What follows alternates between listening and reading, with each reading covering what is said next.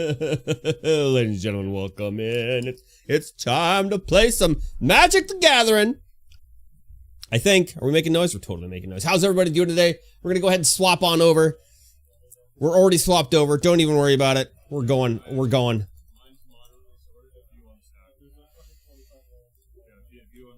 We're going to throw on some music here. A little Moonster Cat. Moonster Cat.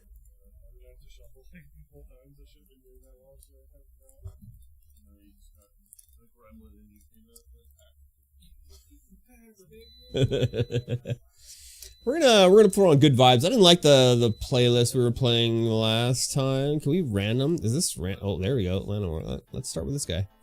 We'll start with this song right here. We're gonna go ahead and the audio window is already locked in. We've already done it. Amazing. And we're back to Twitch. Let's go. Time to start playing some Magic the Gathering, ladies and gentlemen. Hope everyone's out there having a great day. A lovely time. It is a lovely time to play Magic the Gathering. Let me tell you. We have Bruce and Brady up at the top. Bruce, of course, winning the store championship last Saturday, which was an amazing time. Been playing Magic the Gathering for just about a year. Just sunk right into it. Loves playing Standard. We love having him here. And Brady, of course, wasn't here for store championships, but was at an RC in Calgary. So good on for him, making it all the way to the RC.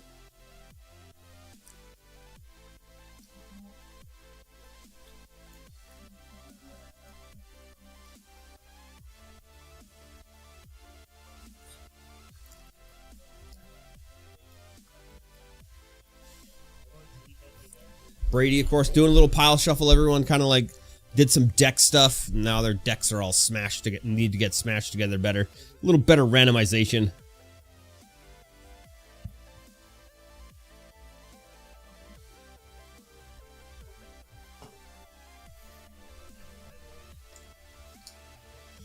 We do have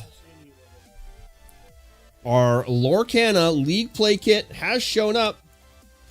League play will start tomorrow for Lorcana. If you are interested in playing Lorcana down at the store, make sure you you come on in and sign up. Everybody gets a promo for signing up.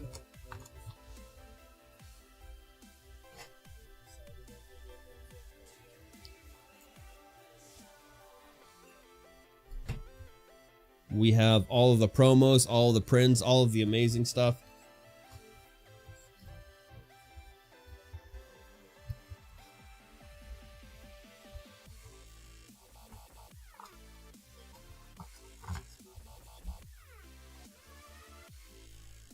I was talking about somebody at the RC who was using foils in their deck, and they were so pringled that it could be considered a marked deck. I wonder what Bruce is playing today. I wonder if he's playing his enchantments deck that he won our Source Championship with, or if he's going to play something else. I imagine he's going to play something else. It looks like he is playing something else. Interesting. I wonder what he's playing. There is an Enduring Glimmer in his hand and a Valgavoth's Lair, so maybe he is playing that? Oh yeah. There's the Hall Creeper. He's definitely playing the deck that he wants for championship with. And Brady is playing some kind of Golgari. I cannot remember what it is at this point. It's been too long. He hasn't been to Standard for so long that I don't even remember what his deck does. What the deck do? Dog? We're gonna find out after he mulligans here. How's our stream title? Is it set up right? FNM Standard? It sure is.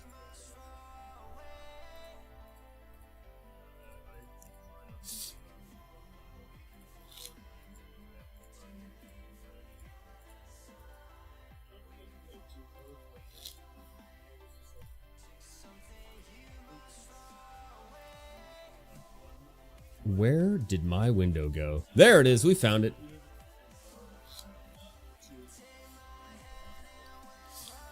We have Ben versus Matt and Jesse versus Spencer out there as well.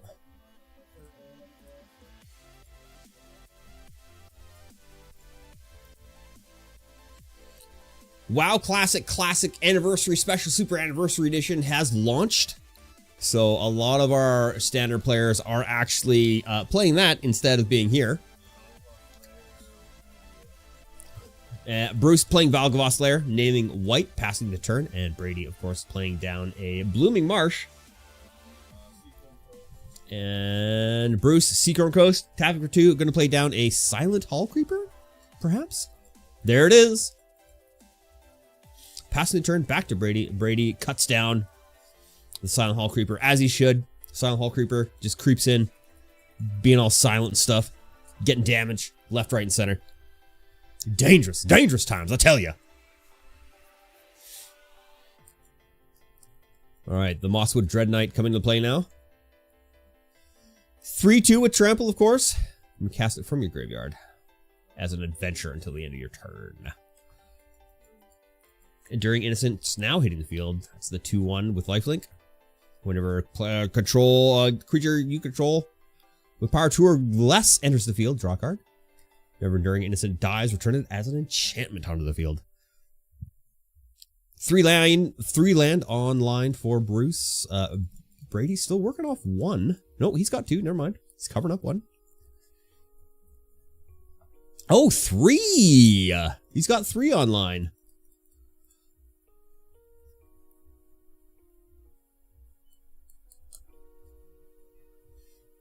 Deciding what to do here. He is facing down the champion after all, with his championship deck. Going to combat, Mosswood Dread Knight coming across for 3. Bruce going to take 3.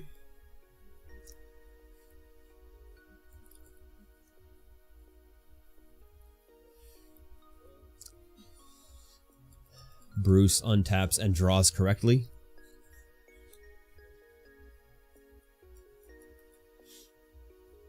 That Valgavoth Lair, so creepy. Bruce plays down an island for turn. There's like eyeballs and stuff. Just straight up eyeballs and stuff. What's up? 4 land online for Bruce. He's going to tap for 2. Inquisitive Glimmer. Brady will exile the Enduring Innocence. Enduring Vital. Enduring. God, what was it? Can't remember.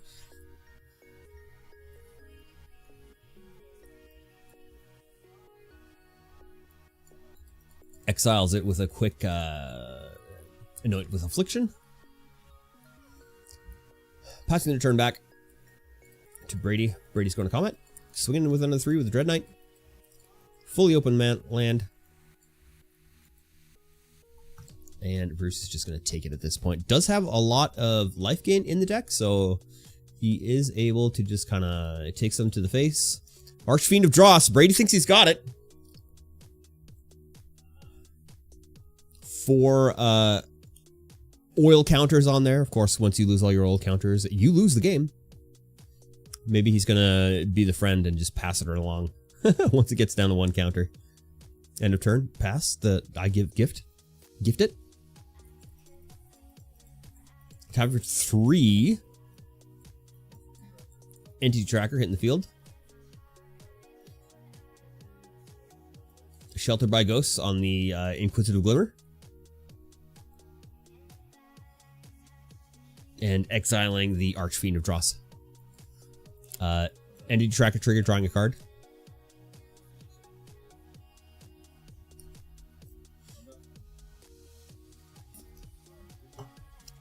Three lifelink coming across. Tied at 17.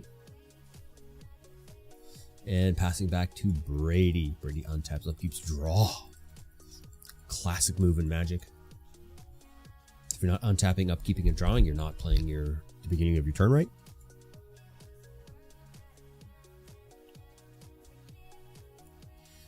Does have land, more land in hand, probably than he wants right now. There it is, Blooming Marsh, and another Archfiend of the Dross coming out. 4 oil counters online. 3 damage coming across. Bruce is just going to take that one. No combat tricks, no blocking, no nothings. And passing the turn, Bruce draws. Has another land in hand. Plays it out.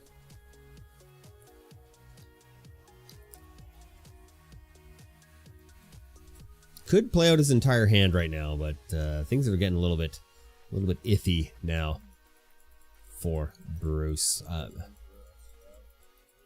There is the Optimistic Scavenger coming into play. 1-1 for 1 with Eerie. And passing the turn back to Brady. That Archfiend of the Draw is going to start swinging now. Untap, upkeep. Upkeep, Brady. Upkeep. Remove that oil counter.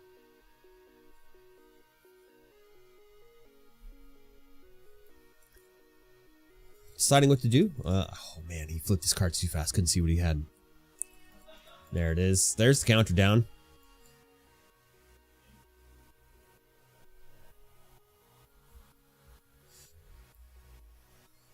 Bruce has 3 open right now, and it does have that Archmage's thing, which gives his character hexproof and +1/+0, which isn't going to be as helpful in this situation with that when the Archfiend starts swinging.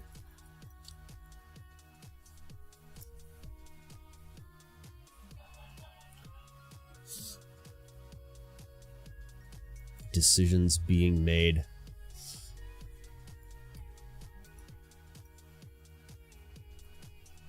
With that Sheltered by Ghosts, given the lifelink, it's going to be very difficult to decide to swing.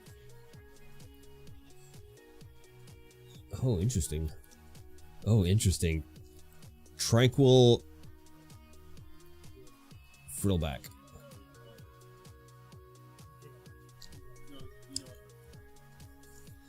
Tranquil Frillback, of course, kicked twice to destroy target artifact or enchantment twice. And there's the Archfiend of the Dross back into play.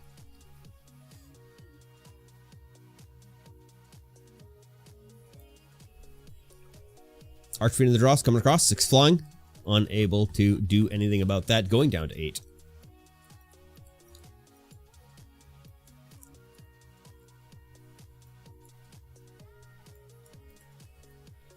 That Frillback, definitely good main board against Bruce. Gremlin Tamer on the field now, finally.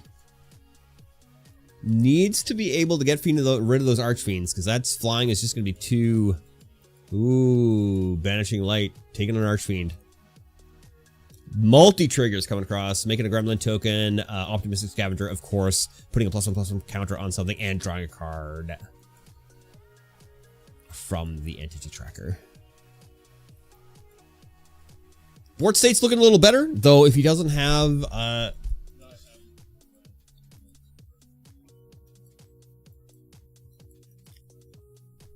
Bruce playing a land for turn. It's gonna get very iffy here. If Brady has another Frillback, things are gonna go very poorly for Bruce. That Archfiend of the Dross, very scary. Deciding whether to move to combat or not, does not. Just passes the turn.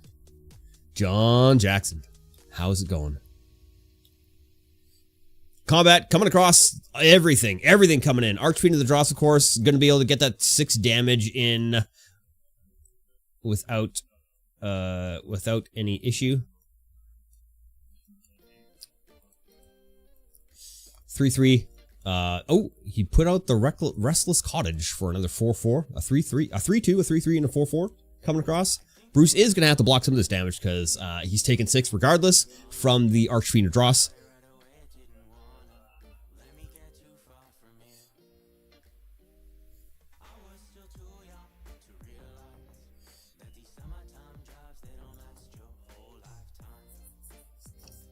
Restless Cottage going to the grave.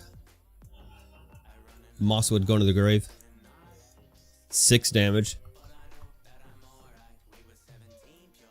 Oh no, he's done. That was it. That was the game.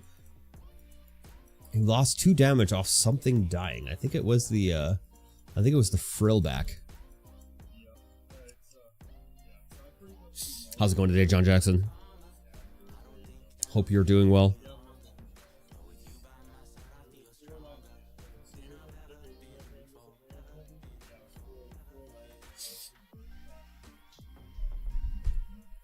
Perky, how's it going? Jeez Louise, right? Bruce kept a 4-land hand, which is not super ideal, but, you know, he had all the land he needed, just did not draw the cards he needed. This is a game of Magic the Gathering after all. Gets very, you know, gets very, very funky.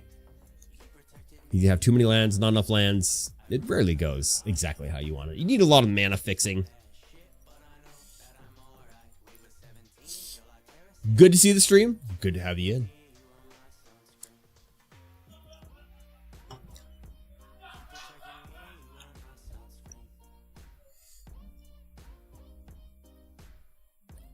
Many such hands. Watching the 40K reveal at work, after work. Nice. How's the 40K reveal? What did they reveal? I already know what they revealed. So many hands. Many such hands of too many lands and not enough lands. Just need that land fix.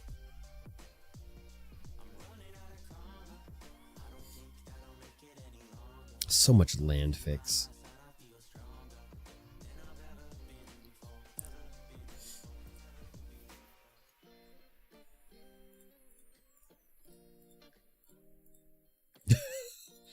I hear someone out there cursing names in vain.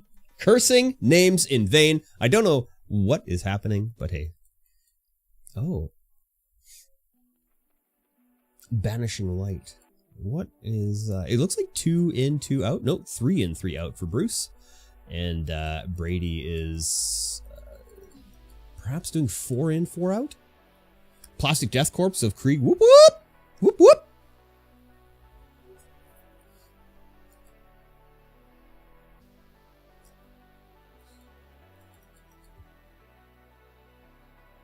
Oh, Bruce is putting in some counter spells, looks like. Or some negates. I see 2 negates. Is he? Or is that just his sideboard? That's just his sideboard. And Brady, of course, playing too close to the chest for us to see what is happening. Looks like he might be taking an Archfiend. Of the Dross? The Dross. What's Dross?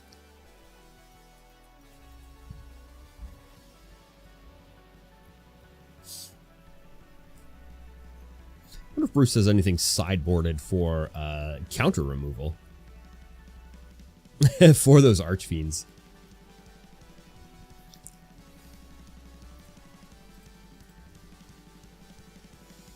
Definitely not sure.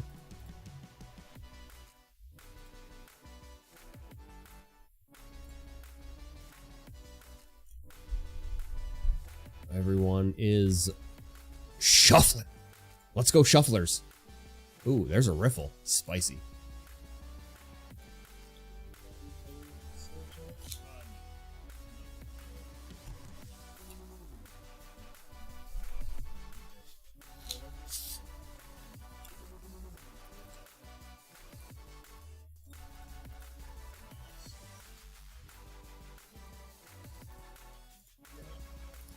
There's talking about removal spells at the table.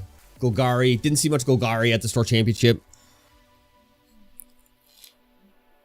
And of course we have the two guys who played Golgari are in the shop currently. Brady and Jesse are here. The Golgari players. Riffle. It's such a spicy riffle.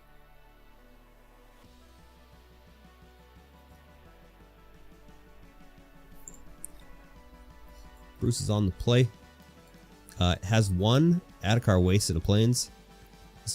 Yeah, this looks like it might be an okay hand to keep, though it doesn't have a lot of enchantments in his hand at the moment, and he needs those enchantments to get his deck really going. I don't know, Bruce. I don't know if you should keep that. He's keeping it, but I don't know if he should. Plains? Pass. Oh, what's this? Land of War Elves. It's coming in for Brady. Riffle and white borders, just the chef's kiss.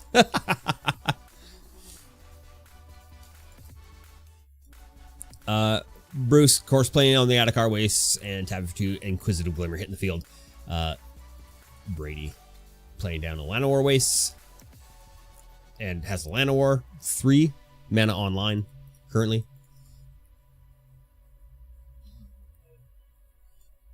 Looking to play that cut down. There it is. Bruce. 1 land in. Ooh, Valgabot's Lair. Didn't declare a color. There it is. Declared blue on the Valgabot's Lair. Passing the turn. Brady.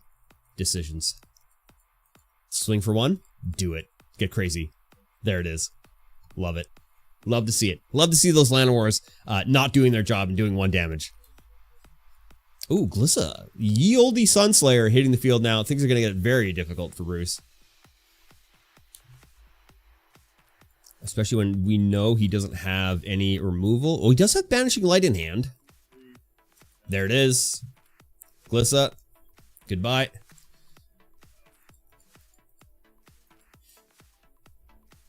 I still can't see what's in Brady's hand.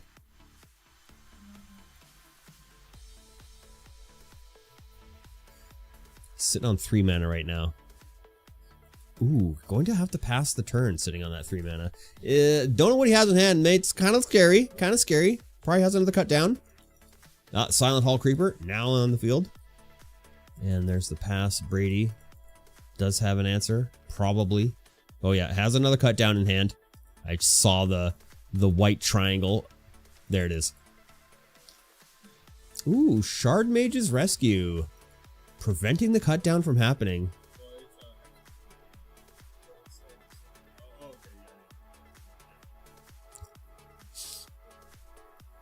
Go for the throat while it's on the stack. You never even had your deck? What?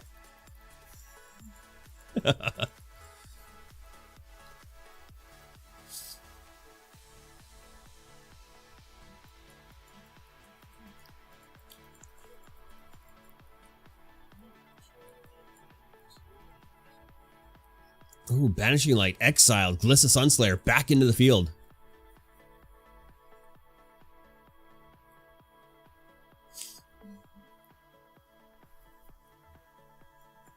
Oh, that is a Fast and Furious. Oh. Fast and the Furious reference.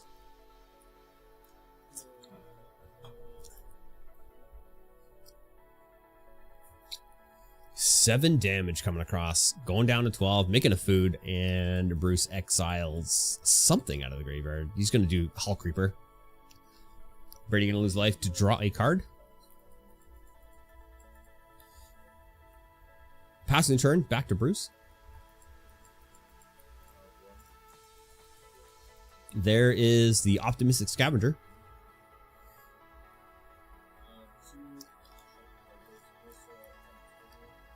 Sheltered by Ghost coming into play on the Optimistic Scavenger, slurping away that Glissa. The Optimistic Scavenger now a 3/2.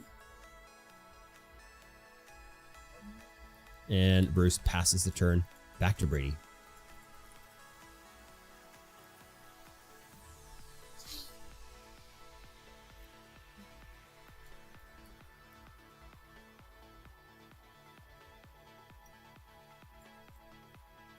Oh, here.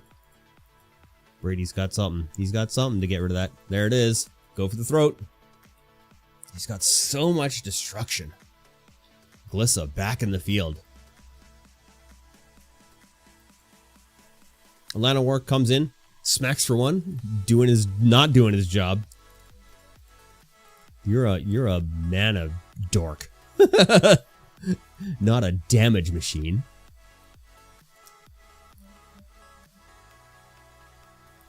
Brady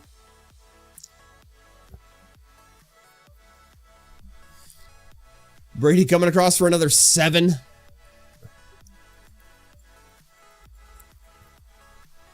A monster. A total monster. Absolute monster. John. Brady's going to lose life to draw a card with the Glissa, I'm assuming. Glissa? Yeah. Yeah. That's it. That's the game.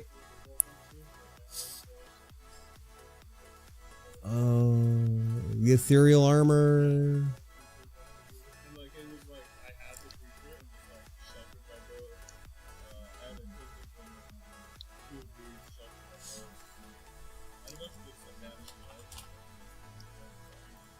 We are swinging for one. Monster activity. It's super monstrous.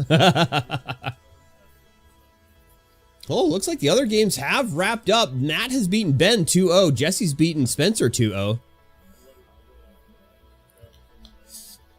We only have 3 rounds tonight, ladies and gentlemen, so it's going to be over fairly before it even started, really.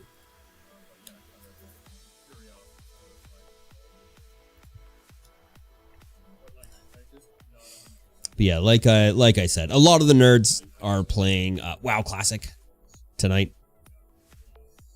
Which is, you know, it's unfortunate, but it is what it is. Sometimes a WoW Classic comes out and you gotta play it.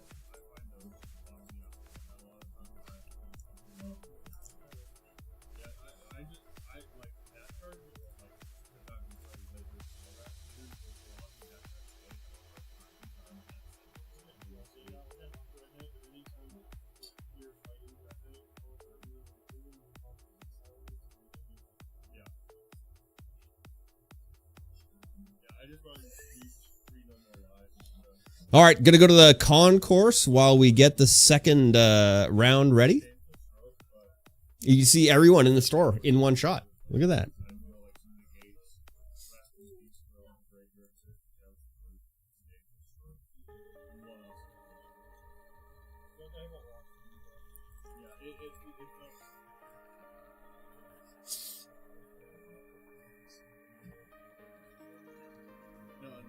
Watching from the USA? You have no LGS? What? Come on. No LGS. What, John, where do you live? What city do you live in that you have no LGS?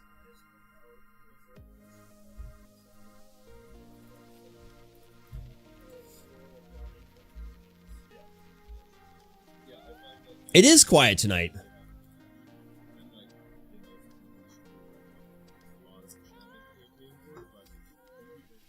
It is a little quiet tonight. There have been, you know, just random people in and out, in and out. Nobody really staying to play tonight, which is unfortunate. Historic Dodge City. Wow, you don't have an LGS in Dodge City? I feel for you, my friend. I feel for you.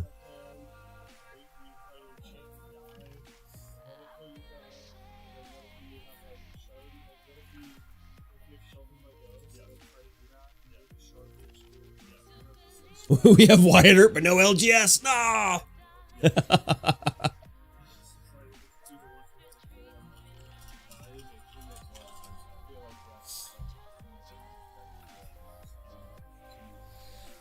Dodge City.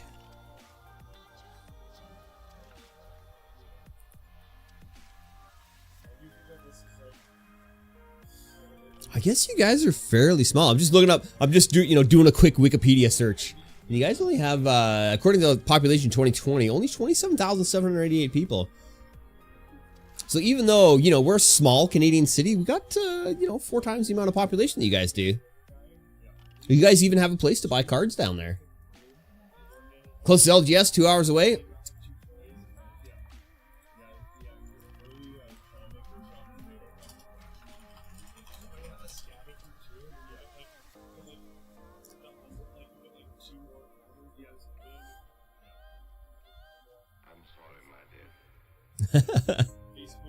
I look up.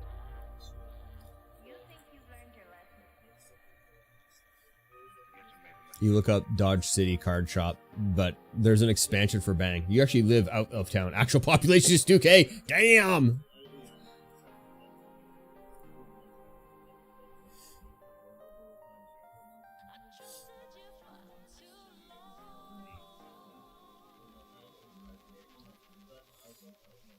I did a quick Google for Dodge City Card Shop, and the number one result for me was the other shop in Kamloops, the competition shop, competitor shop, Desert City.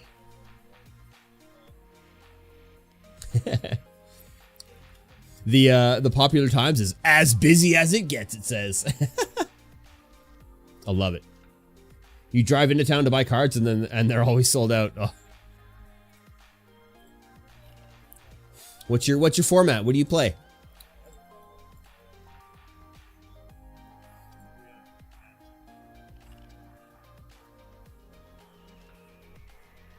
I gotta go yell at these nerds to report.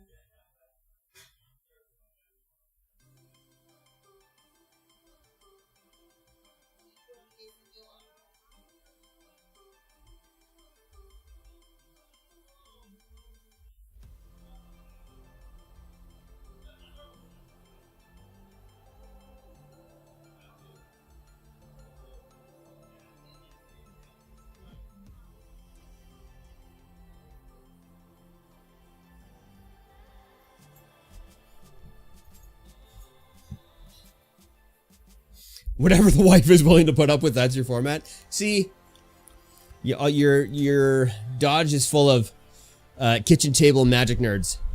Everyone's just wanting to play Commander with their friends. That must be what it is. Flannel guy, that's Bruce. Legendary Bruce.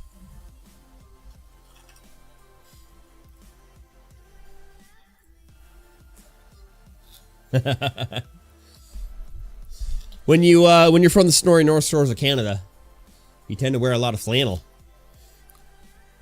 It's probably more snowy in Dodge than it is right now in Canada, in Kamloops where we are. Although it did snow a little bit today.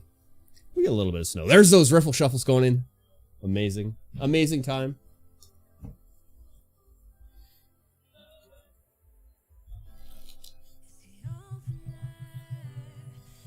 Bruce for the Bruce God.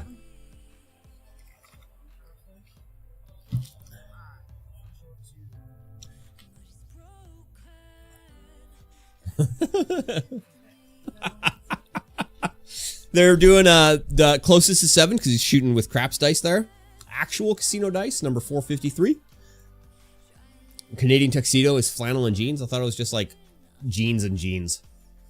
Jean shirt, jean jacket, jeans, jean pants, pantalones,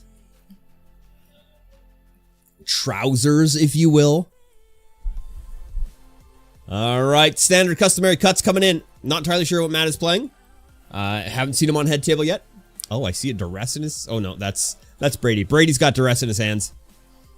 Oh. Classy. It's not trashy, it's classy. It's classy. See, John gets it. Looks like Matt is playing Gruul. If not Gruul, then Die. And Brady is playing...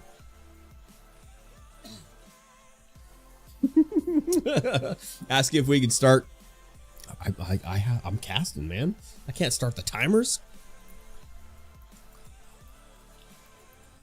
Hopeless Nightmares.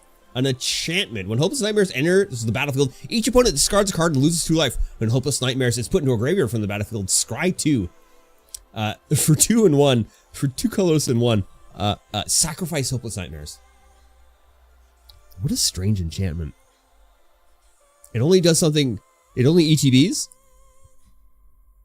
and LTBs. Nothing while it's IB. Oh, discarding their duress. And Matt now passing the turn Underground Mortuary, surveilling one. Gonna keep it on top. Passing turn back to Matt. Matt, of course, draws for turn. Gonna go ahead and play down another fast land. Blackleaf Cliffs, tapping for 2. Nice, that's spicy.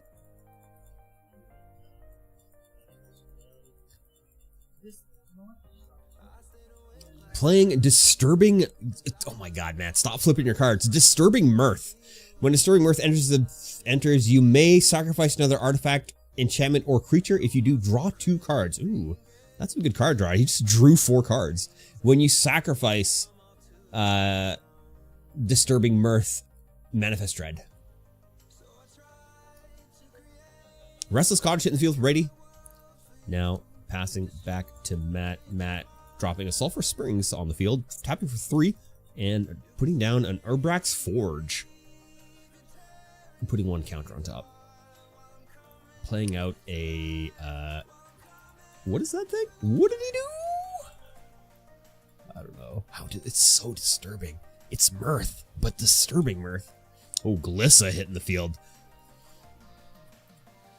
Oh, has another disturb. Ooh, Rottenmouth Viper? 2 Rottenmouth Vipers in his hand. Hopeless Nightmare, let's go. God. Wow, just a full hand. Greedy. There's a lot of cards I haven't seen in here. We're going to be reading a few cards today. Hopeless Nightmare. Ooh, discarding a cut down. And losing 2 life. Nowhere to run. -3/-3 to Glissa. Holy. And a Phyrexian Horror. Trample Haste coming across.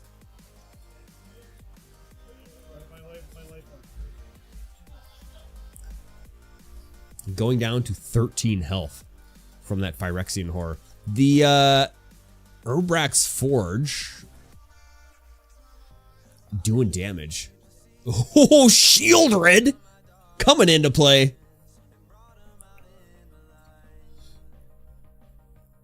Just a straight up Shieldred.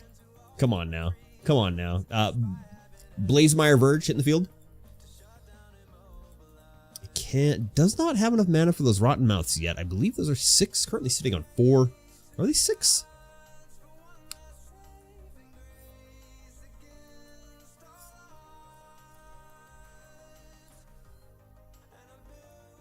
I can't read. No, I think it's 6. 6. Brady on X Games mode. Sure is. Urbrax, or the Phyrexian Horror coming into play, is a 3/1 currently. Rottenmouth Viper coming into play. 6/6. When it ETBs, something happens. He sacrifices 3 artifacts, creatures, and enchantments. At a different cost to cast this spell, you may sacrifice any number of non-land permanents. This spell equals 1 less to cast for each permanent. Sacrifice this way. Run with Vikings or put a blight counter on it. And then for each blight counter on it, each opponent loses that much. I can't really read. He's got the stupid dice on there. I'm gonna go to Gatherer.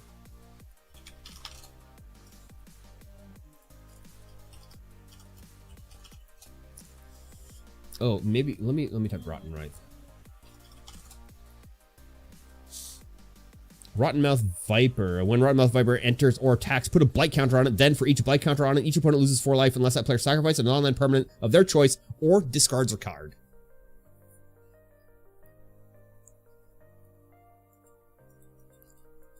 And Greedy Freebooter hitting the field now for Matt. When Greedy Freebooter dies, scry 1 and create a treasure token.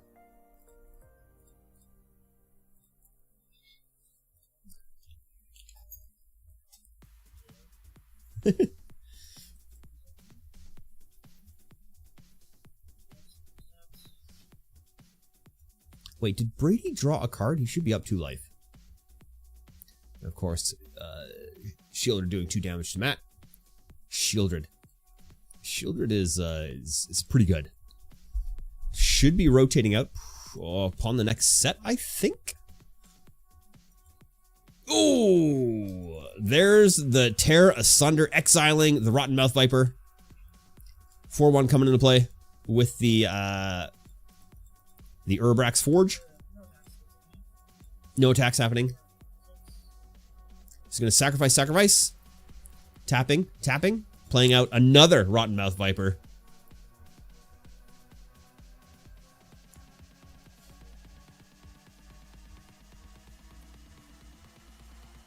And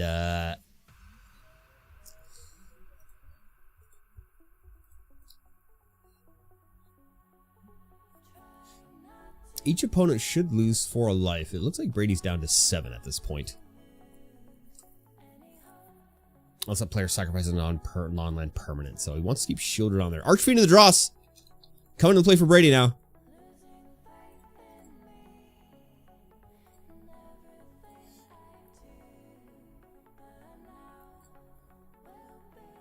And passing the turn. Never underestimate the Brady. Brady's just fresh back from an RC in Calgary. He was there last weekend. We had 2 players from Kamloops Head go to that RC, and we have, I think, 7 or 8 going to the next one in Toronto. So things are happening. He's going for it. Another Urbrax Forge. Ticking up. Turning everything sideways. He's going to discard a card from the Rottenmouth Viper. Discard 2 cards from the Rottenmouth Viper. He's got to come across. He's got to get swinging. Blocking is happening. He is going to lose the Shieldred.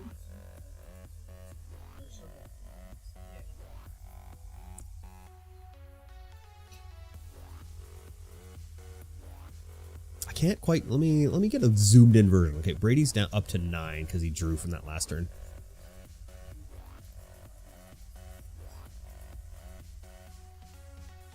Deciding how to block here. There is a lot of damage coming across the board. Blocking like this, Shieldred is going to go down.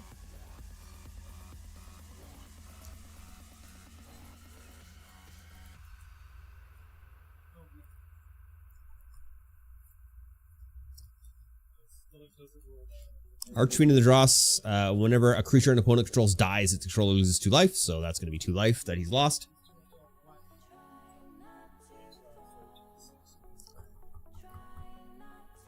That is a lot of damage.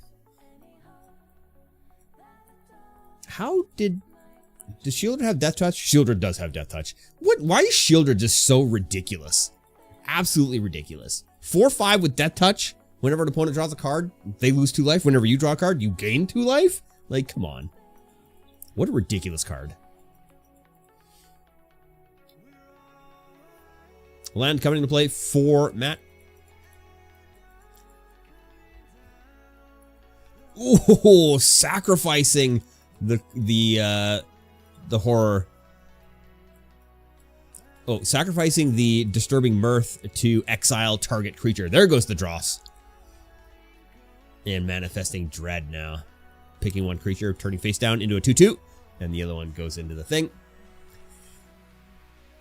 Brady drawing for turn. Has 2 cards in hand. Can't really see what it is.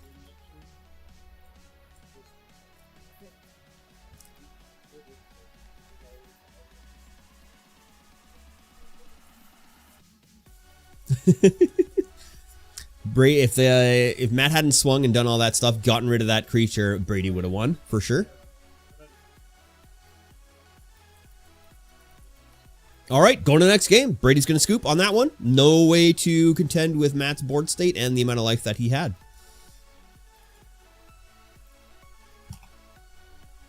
Matt, of course, just getting back into Magic after a little bit of a hiatus. Was a big, very big player way back when I was playing regularly, probably about 10 years ago.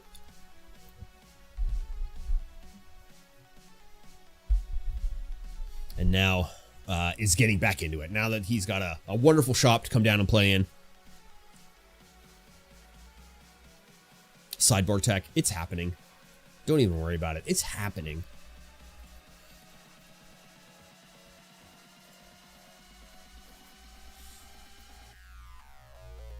Oh, it's happened. That's already sideboarded. Very quick. Disturbing Mirth falling out of the deck. Close up zoom. Close up shuffle. You gotta make sure he's shuffling right, you know? You gotta make sure he's being adequate. Not looking at his cards, making sure it's randomized. There he goes. Look at him go. Look at him go. Shuffle cam. It's patented shuffle cam, right? We're the only stream that has shuffle cam. That might be a lie. I don't know. I literally don't know. He let the rotten mouth bite. Matt knows what's up. He sure does. Let's adjust the camera over a little bit. There we go. Shuffle cam.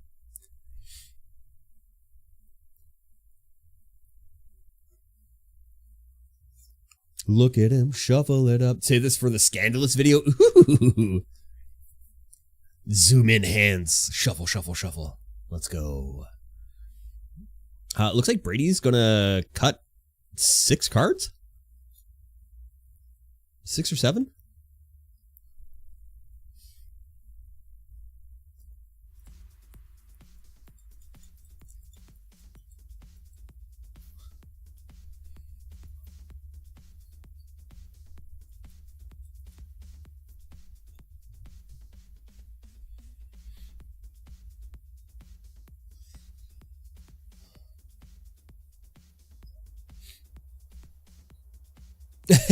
Matt thinks he shuffled a token into his deck. It's just going through it. He's got to take it out, and then he's got to reshuffle. He did such a good job of shuffling. There it is. Did shuffle that token in. And shuffle away. Stop shuffling terribly, Matt.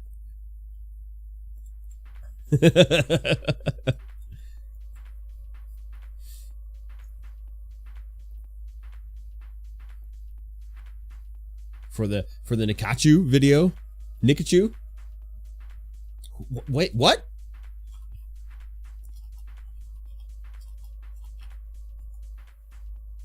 Oh, Nikachu. Crazy MTG signals. I was not aware. Have I never watched Nikachu before? The dumbest scams in Magic. The Gathering. No, I don't think I've ever watched Nikachu before. Or maybe I have.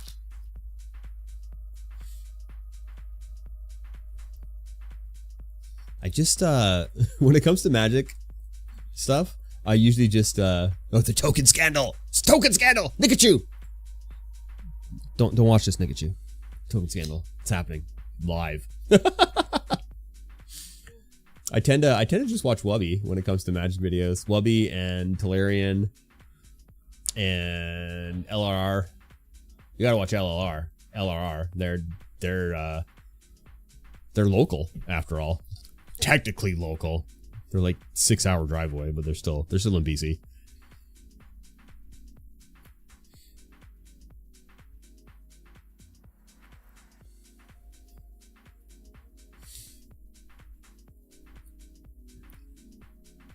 I hear some over the table microphone. I hear a little Fox Stevenson playing.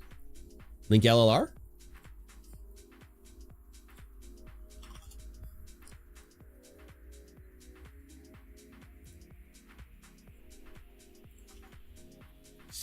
Here's their Magic the Gathering.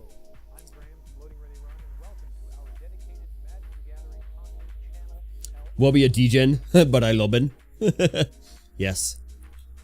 Oh, Brainy Llanowar is on the field first for Brady. We're starting a game here. Yeah, we all love Wubby. We're big Wubby fans around here. He's often on the big screen when we have the TVs going. And we do have the TVs going often. Matt's going to go ahead and play out a greedy freebooter, and Brady plays out an Unholy Annex in a Ritual Chamber, unlocking the Unholy Annex at first.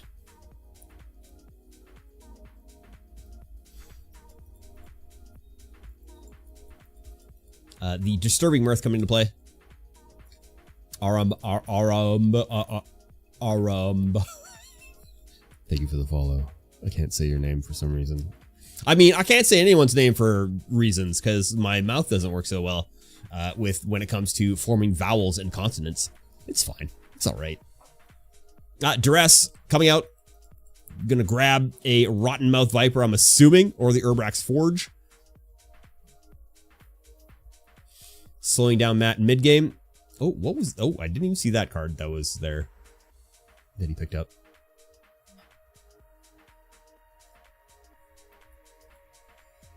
Brady, put it down so I can read it.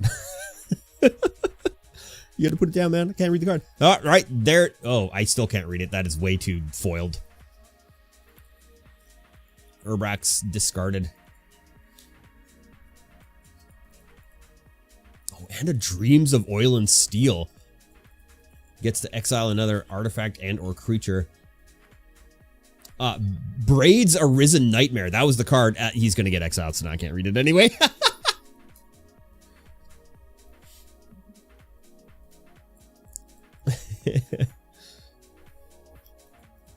Llanowars doing not their job. You're a manland, not a damage doer, Llanowars. Who do you think you are? Brady Surveils is going to bin it. Llanowar Waste is going to bin.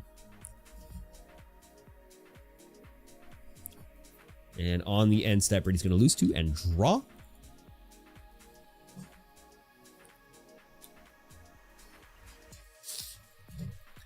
Three land online for Matt. Doesn't have a play yet. Passing back to Brady.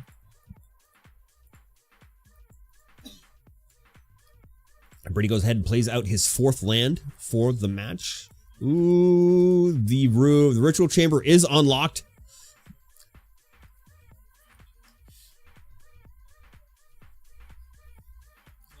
Six flying demon hitting the field pretty quickly. Things are going to get out of hand with that that card draw advantage here. It's a very good room to have unlocked when you're a demon, when you're playing for demons. Time for 4, sacking a guy, the disturbing mirth, Rotten Viper now in play. 6/6 has the 1 and manifesting dread.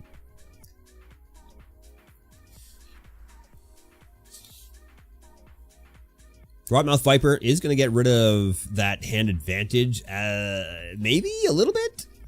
Not a whole heck of a lot, since he's going to be drawing 2 or drawing cards a bunch here with his Unholy Annex being unlocked and the Ritual Chamber being unlocked. So much unlock. Ooh, Gixis Command. 2+1/+1 counters on the demon. Rottenmouth Viper gets sacked. 8 flying lifelink coming across. That is spicy.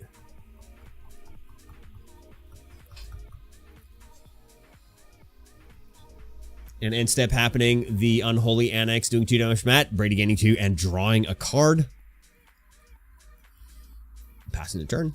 It's not looking good for Matt. Oh, we're going to game 3. Quick scoop. Quick scoop.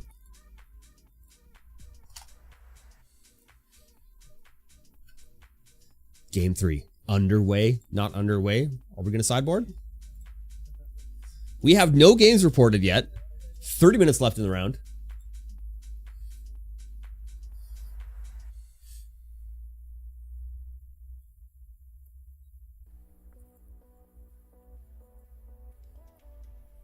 Oh, Graham's got his own YouTube channel.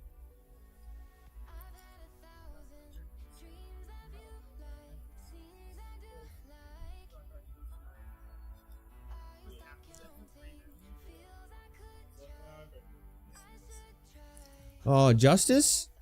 Justice played in Vancouver?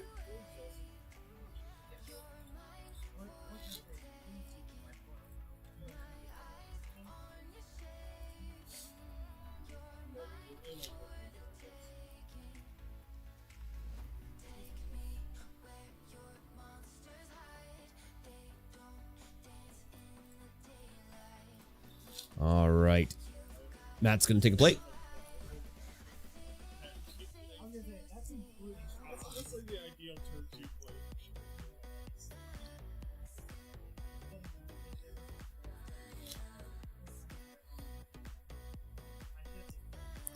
There's a little bit of table banter going on about how the Llanowar elves are doing work. Shocking. You have no idea, John. It's so shocking, my friend. So shocking. We don't even know. You don't even know. We don't even know. It's just, I'm shocked. I'm turn one shocked. You can do that, right? Turn one shock. Both players keeping. Matt, gonna go ahead and play a land down for turn.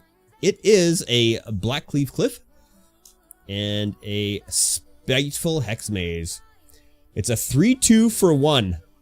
Whenever it enters the battlefield, create a cursed roll token. Create a cursed roll token and attach to target creature you control. So Spiteful Hex Maze is now a 1/1 with that cursed roll token. Matt, oh, that's what he was looking through the token box for, trying to find a cursed roll token. And Hopeless Nightmare coming into play. Brady has that Llanowar on turn 1. It's a pretty good turn 1 play. That's what you want to hope for.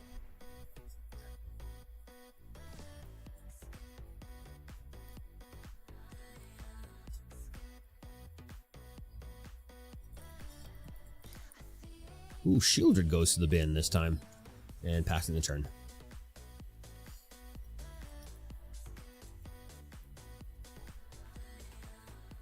Tapping for 3.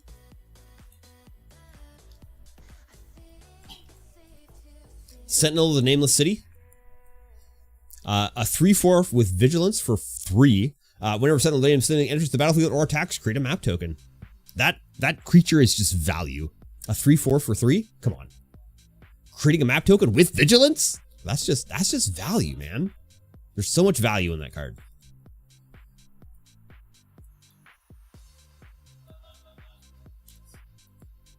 Braid's Arisen Nightmare hitting the field. 3/3 for 3.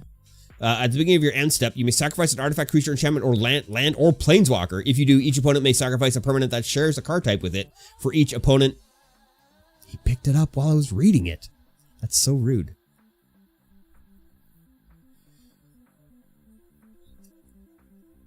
Now I gotta wait.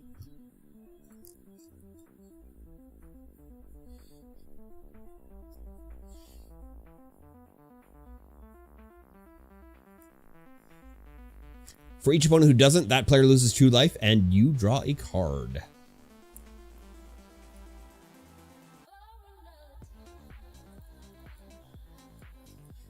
the beginning of your end step, do it.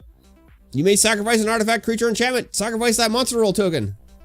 Is that an enchantment? Or not a monster, a curse.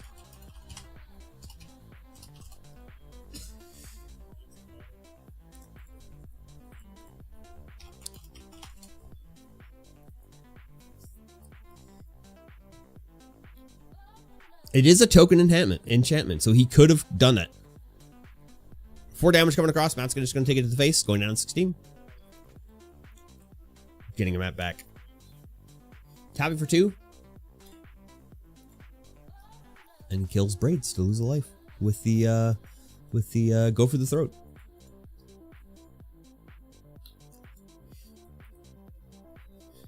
It's like a circus of values.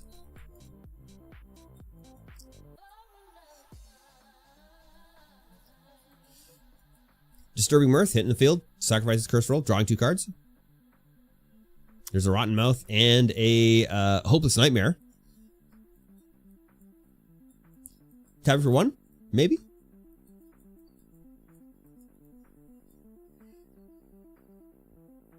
Yep, there it is. Sacrificing the Mirth, exiling the Sentinel of the Nameless City.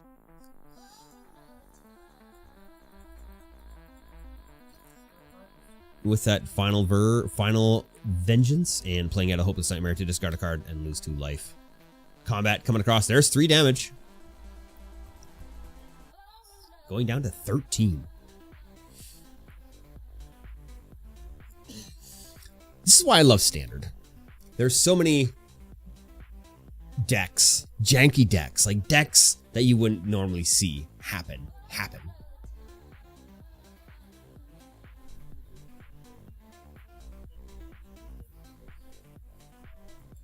Oh, playing out 2 Mosswood Dread Knights. See, this Mosswood Dread Knight is value.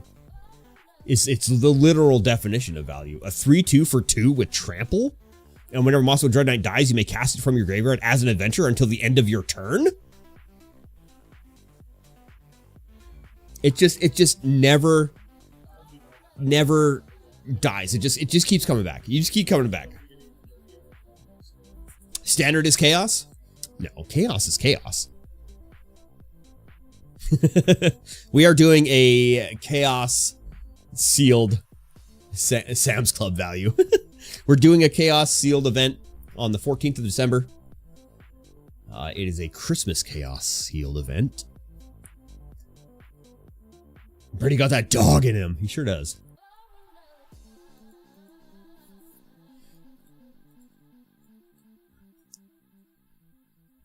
Swing away. Might as well. Mosswood Dread Knight going to the field, going to the bin, triggering, of course. We'll be able to do the thing. Rotmouth Viper coming in, discarding a duress. Brady discards duress. It should be pretty fun. Wizards had a Duskmorn Halloween Trick or Treat Chaos Sealed event that we absolutely loved, so we decided we were going to do one just ourselves. We've picked up a lot of product just for this, some quirky product that we want to have some fun with. I'm not going to say what kind of quirky product it is, because there are people who are going to be attending, probably listening in, and we don't want to give away the surprise. But it is a fancy dress party. Come in your finest duds. And yeah, get $5 off if you're fancily dressed.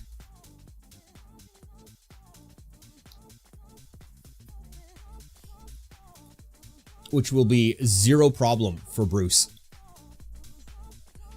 He's always color coordinated and looking lovely all the time. Dreams of Oil and Steel hitting.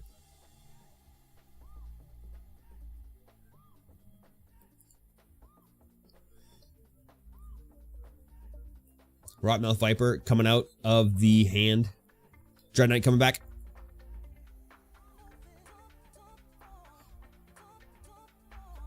Who took a damage there? What's Brady down to? Where's your dice?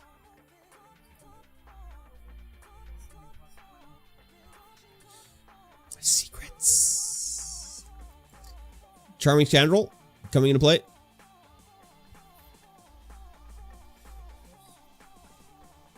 Create a Wicked Roll token and attach to target creature you control. Rotmouth Viper coming across. Brady's going to sack 2 permanents. Blocking with 1 Dread Knight. Dread Knight will trigger. He'll be able to cast it as from the graveyard.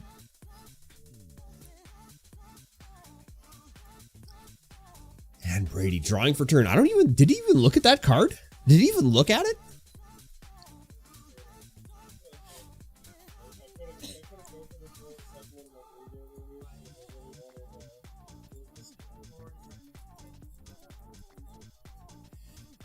Both players sitting on 4 land this entire time. Mosswood Dread Knight gonna draw a card with the adventure side. Sounds like that's what he wants to do. He knows what it is. Oh yeah. Instinctually. Just like, I already know. The heart of the cards. The heart of the cards. All right. Does the Dread Whisper? That's the game. Wow. Wow. Brady's gonna concede that game. Amazing. I like how Matt's deck works.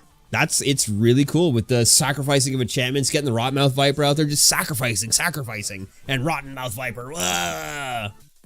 So cool. Super into it. Round 3 will be coming shortly. We have Jesse beating Ben. Jesse's going to head table. Jesse beat Ben 2-0. Spencer and Bruce still playing. 19 minutes and 30 seconds left in the round. John, things are getting wild, man. Things are getting wild.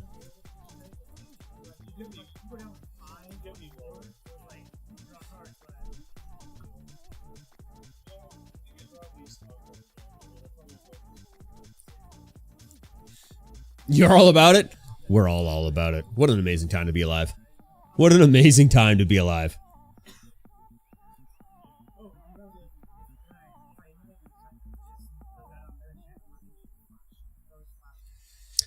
I'm going to go ahead and go to the washroom, maybe grab a chocolate bar, maybe refresh my energy drink. I don't know. I've already had, this is my third energy drink for the night. I mean, for the day. A day job, take 2 energy drinks. Night job, take 2 energy drink. It's a thing. I'm going to be up till 1 a.m. anyway at the store because we're open till 11 p.m. tonight. If you are in the area, you want to come down, you want to play some games, by all means, come on down, play some games. We've got snacks, we've got drinks, we've got everything you need. We got wood tables with quality chairs. You come down, just park your butt, play some games. Do it. Gitska, I'm looking at you. Come down, keep me company. Do it. Ian, where are you? There's some regulars that just aren't here tonight. It's wild. All right, we'll be right back.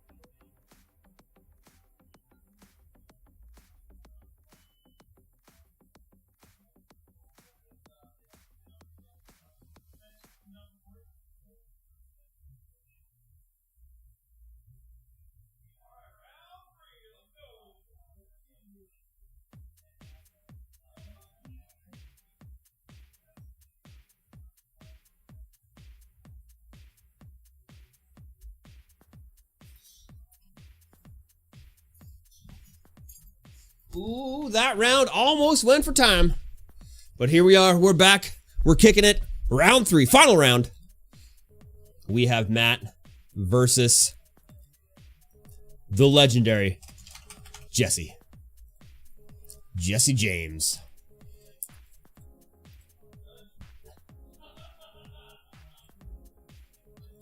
We got cardboard too?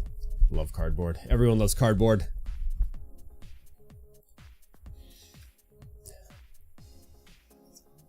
Jesse is getting himself a glass of water right now. And or just refilling his water bottle. Whatever it is that he's doing it. I can see him. He's at the water cooler. He's doing things. We got cardboard. Cardboard in the house. Oh, and now he's going to the washroom. I'm taking him for slow play. I'm gonna get him for slow play.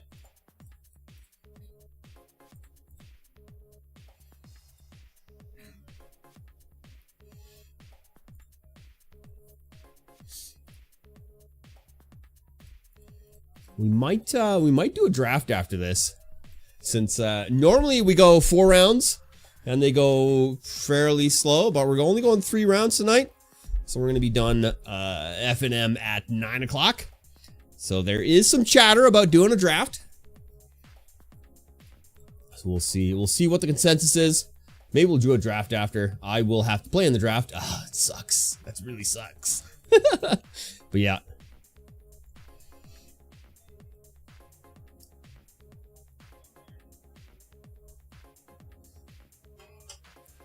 Well, I'm interested in how this matchup is going to go. Golgari versus oh god, what is it?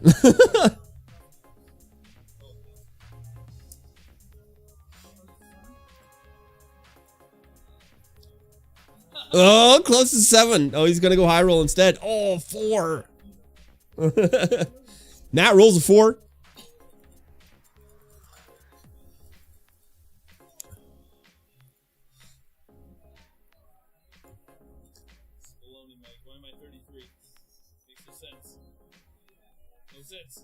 What are you talking about? 33? Oh yeah, why are you 33? 33.3.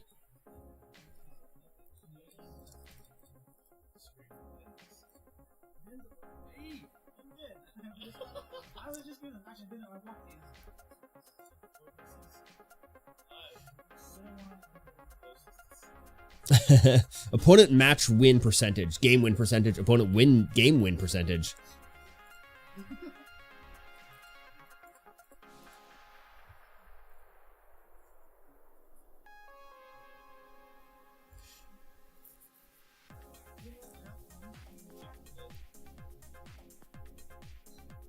I better yell at them so they can start.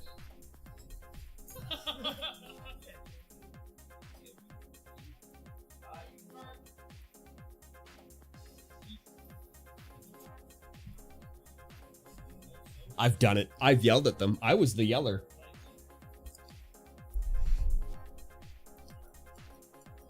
Here it is. Here it is. Hand cam. Let's go. Let's go. Hand cam. Hand cam. It's called burning a magician. When you do close-up hand cams, you can go slow-mo.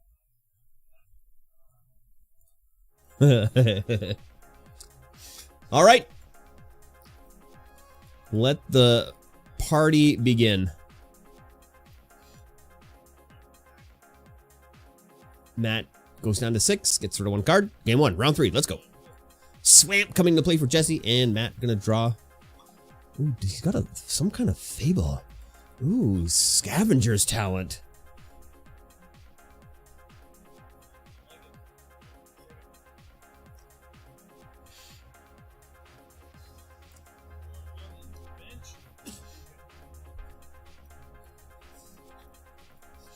Jesse plays out the adventuring side of the Moscow Dread Knight, taking damage and drawing a card. Passing the turn back to Matt. Matt's going to go ahead and play down a land of sorts. There it is. The Blazemire Verge. Tapping for 2. Charmed Scoundrel.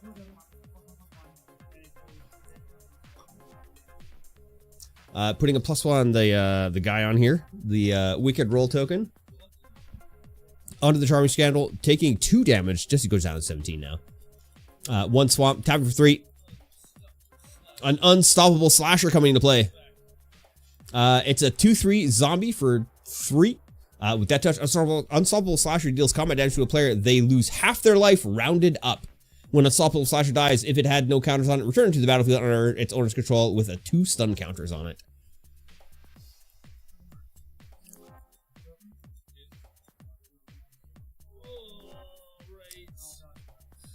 Disturbing Mirth coming into play, sacrificing the roll token. Sacrificing the Mirth and exiling the Unstoppable Slasher and manifesting Dread. A beautiful, what a beautiful deck. I love it. And Matt now takes his turn. Or no, not takes his turn. Swings for 1. Matt forgetting to untap the dude on his turn. Bad Matt. You know how to untap. Llanowar Waste coming to play now for Jesse. And Jesse's going to go ahead and tap some lands to play some cards. Don't know what he has in hand right now.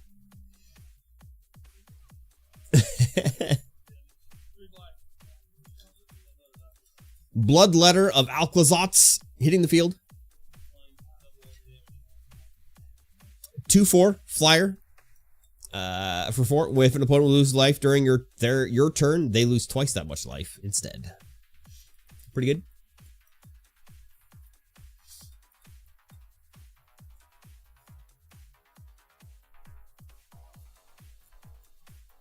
Combat happening. 2/2 and 1/1 coming across. 1 Manifest Dreaded, of course. Of course. He's gonna try and bait that. Bait.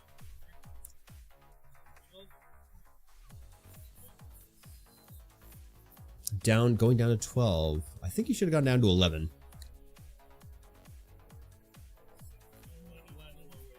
Yep, down to 11. Got it. I was right. Hopeless Nightmare coming into play now. Going down to life, discarding a card. Is going to go ahead and discard a... It's got a few cards in hand, which is pretty good. It's pretty handy to have cards in hand. Though it's going to be -1. Another Alclots of Blood. Bloodletter of Alclazotz goes in to the bin. And the Braids Arisen Nightmare coming into play. End step.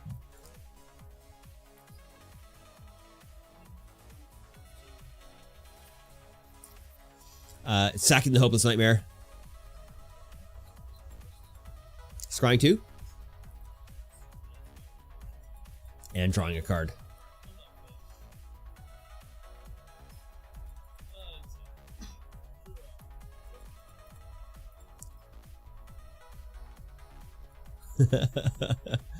Jesse draws.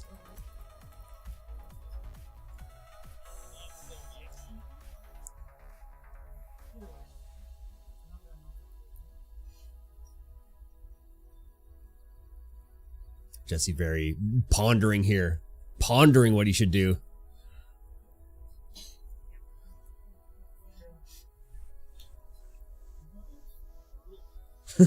calls for brutal. Says way too brutal for him.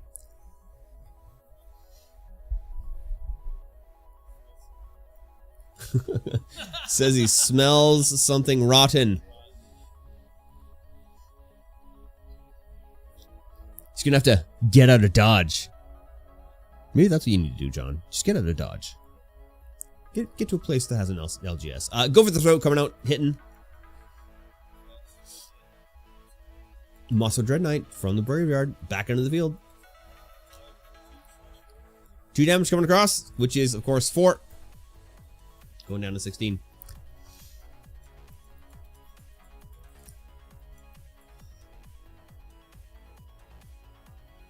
Has 2 Nowhere to Runs, another one of those Disturbing Mirths, and a something else.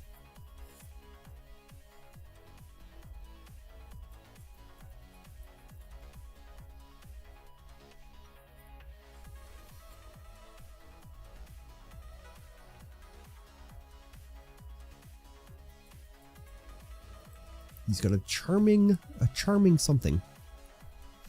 Charming, maybe, in hand?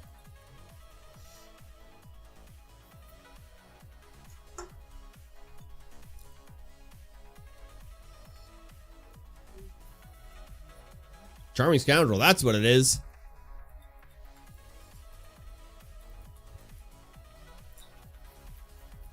Two and two coming across.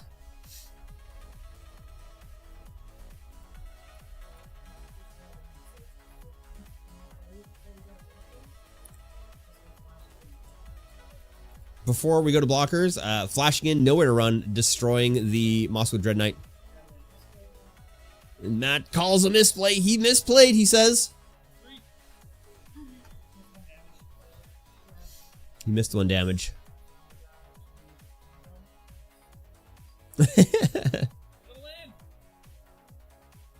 5 land online finally for Jesse.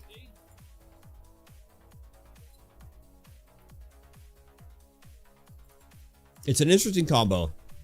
Using the Unstoppable Slasher with the Bloodletter of Alcazatz. Bloodletter of Alcazatz on the field. Unstoppable Slasher swings across. Lose half your life, but lose half your life again. Vance, with the 4 months. Why are you subscribing to your own channel? Appreciate it.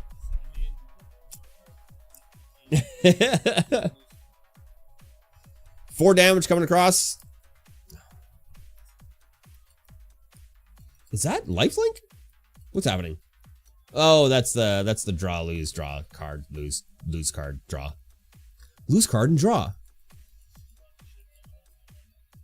He's calling for the Rottenmouth Viper, but he doesn't have a Rottenmouth Viper in hand. Hasn't drawn one yet. Combat coming across. 5 damage total. 2-2. 2-2, 2-2, 1-1. 2-2, 2-2, 1-1.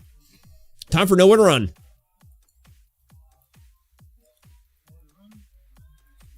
-3/-3 on the Bloodletter of Alcazatz.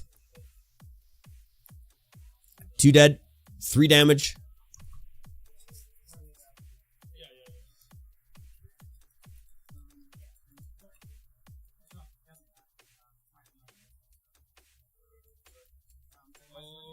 Oh, -3/-3. He's calling the -3/-3 from the nowhere to run, which means the Bloodletter of Alcazatz has a -1 and 2.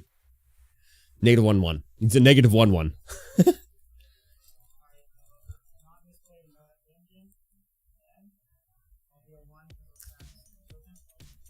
Second the token to deal 1. Rottenmouth Viper on the field now.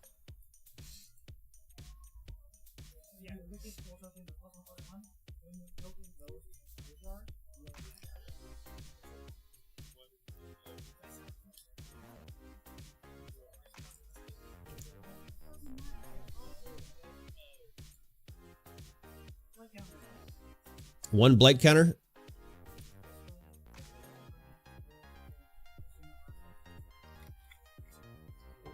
Jesse discards a card from the Rottenmouth Viper, as he should do. Doesn't want to take that 4 damage or get rid of his door.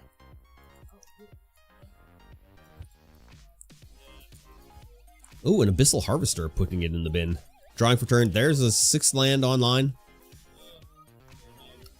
Tapping for 5. Unlocking the other door. 6/6 Flying Demon token in play. End step, gaining 2. Drawing a card. Matt loses 2 from the door. The Unholy Annex. And passing the turn back. Land in play.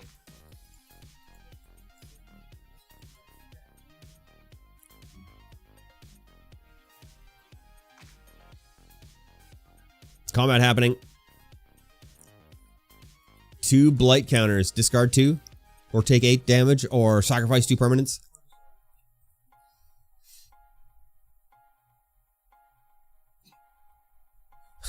That's it. I think this is game. I don't think Jesse has what he has. He's only got 1 open land. You can only block the Rottenmouth. And then 3 damage still gets through.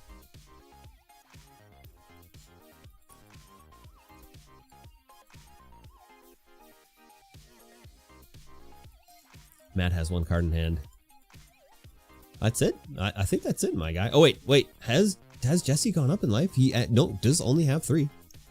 Does only have 3 life. He's just dead on the board here. Jesse discards 2 cards. Suicide block the Rottenmouth. Still takes 3 damage.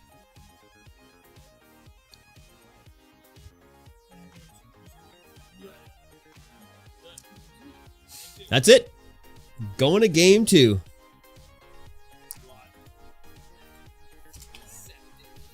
He's calling the Rottenmouth Viper Septic Viper.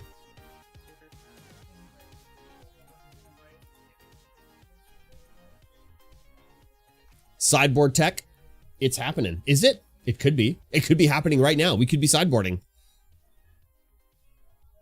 I am going to get a drink.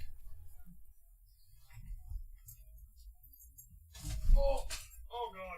Oh, it hurts.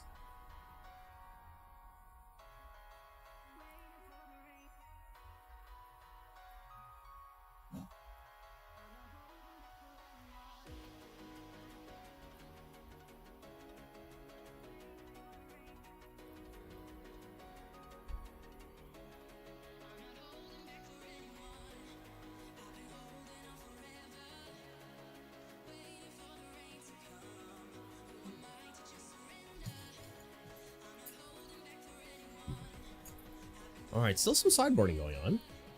I do have a fresh energy drink, so I'm going to get very caffeinated and probably not feel very well. 400 milligrams caffeine is, of course, overdose, but I am fairly acclimatized to caffeinated beverages. Did you hear that? Did you hear that, ladies and gentlemen? It's Guru. John, you don't know what gurus are? I'm talking to you like you're here.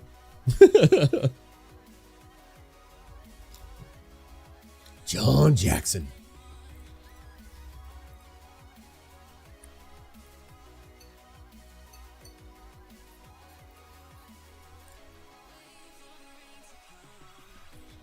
Well, wow, friends. How's the wow going? Are you wowing it up like a wowie wower?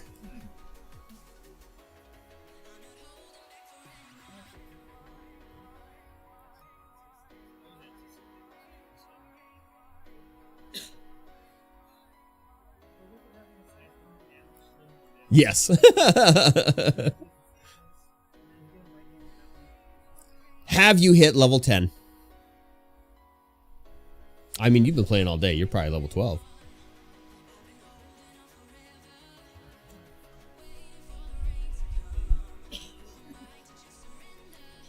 $15 even. Whoa!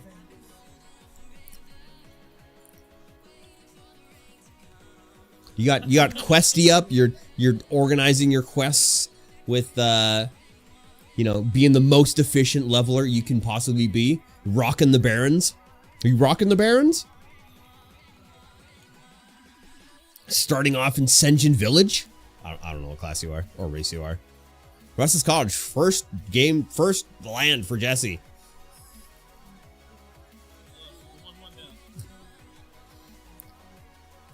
And a Spiteful Hex Mage with a Cursed Roll token. Mosswood Dread Knight, so much value. 3/2. 1 Mountain in play for Matt. Tap for 2. Charmed Scoundrel, creating a treasure this time. Oh, look at the treasure token. Look at how cute that is. That's a cute little treasure token. Jesse playing down a swamp. 3 lands on both sides. No, 2 lands on Jesse's side. 1 land on Matt, but does not have a 3rd land to play at this moment. Has 2 Rottenmouth Vipers in hand, though. Oh, here's the Unstoppable Slasher. He's unstoppable and also a slasher. Like, that's value right there. 3 damage coming across. No blocks. 17 damage on Matt. Now, drawing card. Not a land. Unfortunate.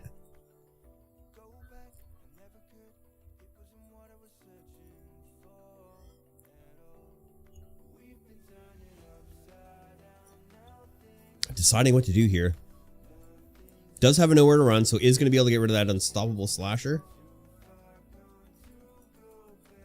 Isn't going to do it right now.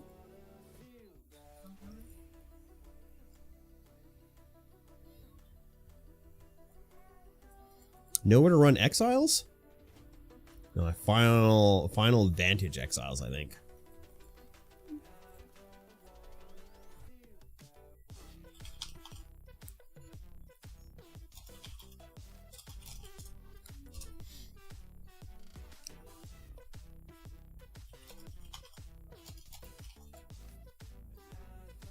That's the plan.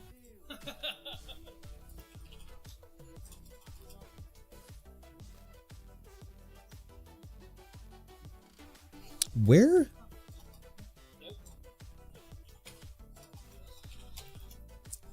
Nowhere to run.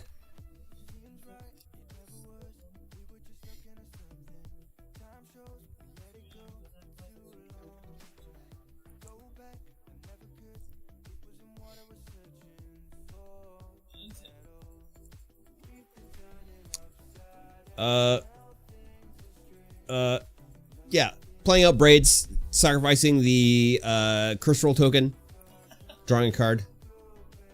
Jesse playing out a forest for turn.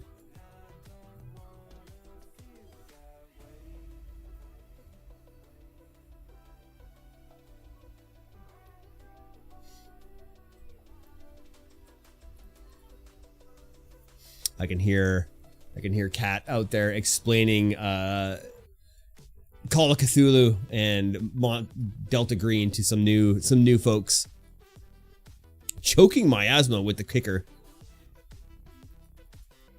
This spell is kicked, put a +1/+1 counter on a creature you control. All creatures get -2/-2 until end of turn.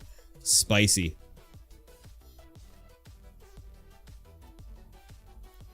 So Unstoppable Slasher currently 0-3 or 0-1.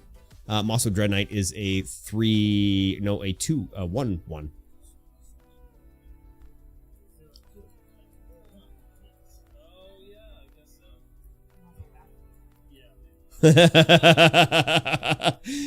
Swung with the 0-1 slasher. Forgot was a 0-1. And braids could have blocked because the braids is a 1/1 right now with that even with the -2/-2.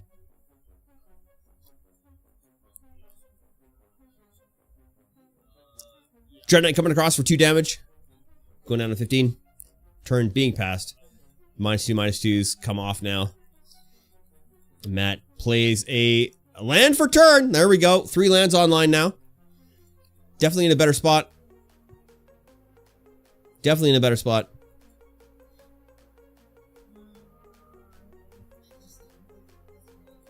he wants to play the nowhere to run, but is going to hold on to it for a combat trick. Is going to go ahead and play out the Spiteful Hexmage again. Giving it a cursed roll token, making it a 1/1. Nowhere to run on the Unstoppable Slasher, giving -3/-3. And so the Unstoppable Slasher comes back into the battlefield with 2 stun counters on it. Because he is unstoppable. 3 damage coming across now from the braids. Jesse takes 3. On end step, he's going to sacrifice the token. Doing 2 damage to Jesse with that token. Gavin has just walked in.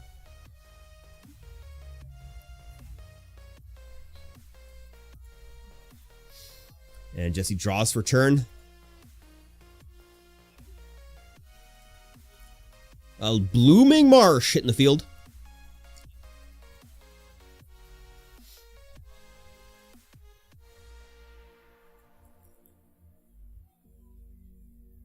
Tapping for 3.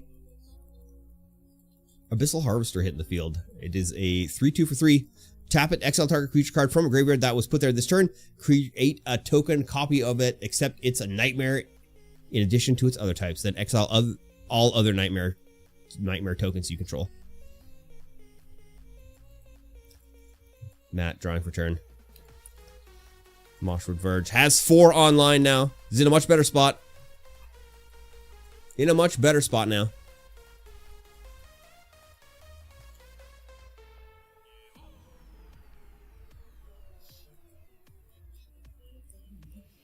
Tapping for 2.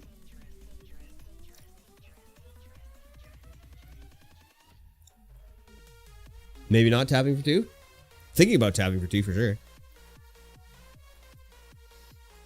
He is going to be able to play out that Rotten Mouth, but looks like he's going to nowhere to run, getting rid of the Abyssal Harvester. That's 2 nowhere to runs on the field now. A little freebooter coming into play as well.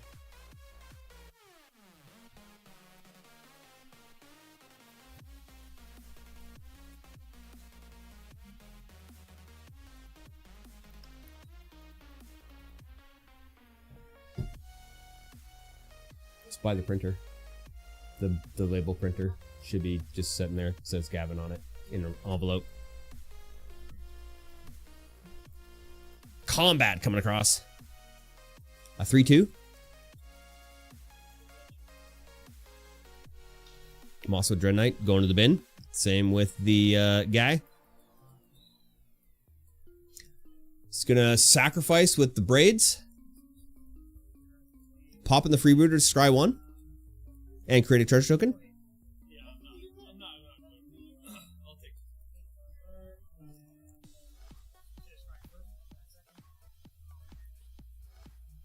it. He drew a card instead of scrying.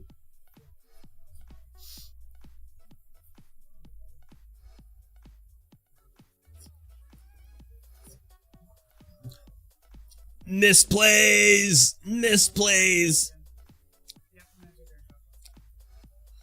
And passing back to Jesse now. Stun counter now off of the Unstoppable Slasher. 1 more turn before he's back in full operation. Oh, Braids going to the bin. And Glissa coming in now.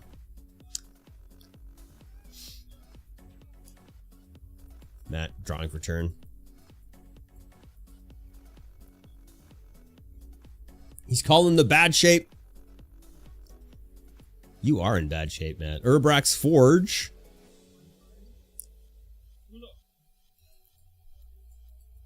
Ooh, that's a nice Glissa. Glissa Sunslayer. That Glissa right there. I like that art. I like that kind of graffiti art.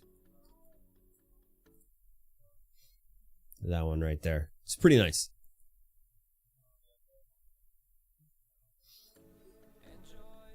But then also Matt's treasure token. Super cute. Super cute. Coming. Rotten Mouth Viper now in the field. He can discard a card, sack a creature, or take 4 damage.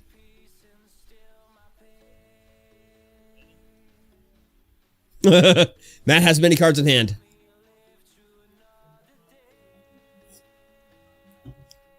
Asking for how many cards in hand. Matt's got many. Jesse has 1.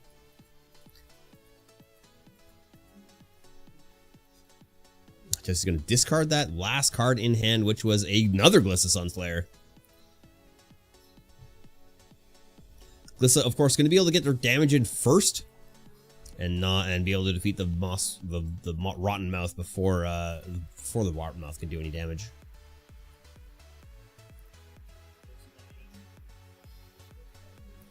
Yes, he goes on an adventure, losing life, drawing a card from the Mosswood Dread Knight Adventure Time.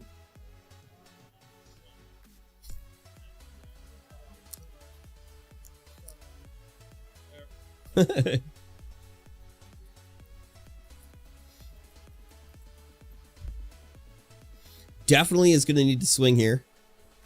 It's got to get that. Maybe get that. Well, the Rotten Mouth's a 6/6. Jesse's only down to 10. He's going to need to probably reserve. And Mosswood Dread Knight coming in. Oh, he is going to swing with everything. Mosswood is going to be able to block the Rotten Mouth. This, of course, is the Death Toucher.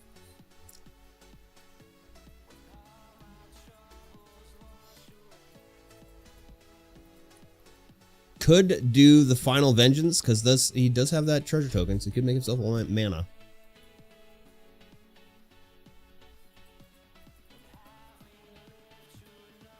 He's going to go ahead and block the slasher here.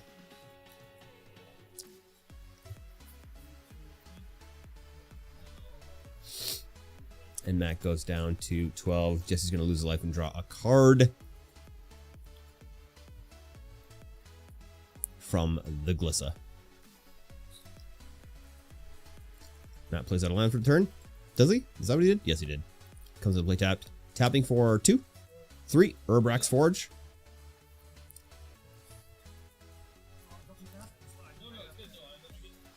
Urbrax Forge, putting a token into play and sacrificing him, exiling the Glissa. And gonna take some damage this turn. Gonna take some damage for sure. That Unstoppable Slasher gonna come across. Oh no, the Unstoppable Slasher was destroyed. Oh, another Slasher though. Oh right, he blocked it last turn. Second Unstoppable Slasher on the field.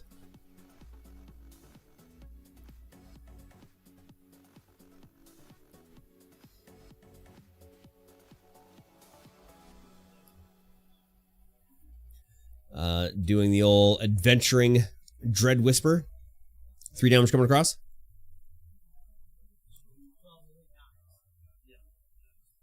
Going down to 9. 9 to 8. Passing the turn. Matt's got a top deck something here.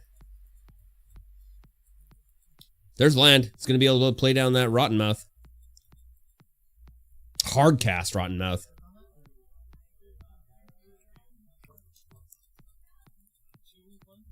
Two, 1 coming across. Blocking the slasher. Rotten Mouth in the field.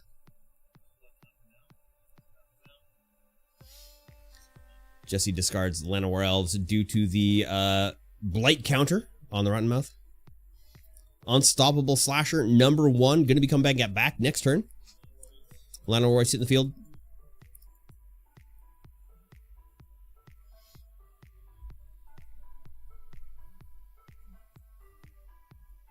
At this point, I think he just takes the Unstoppable Slasher damage.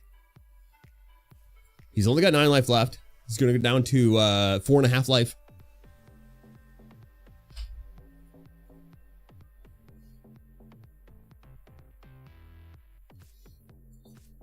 Restless Cottage coming into play. Yep, that's the play for sure. Now things are getting a little bit more difficult. 4/4 with the Dread Knight.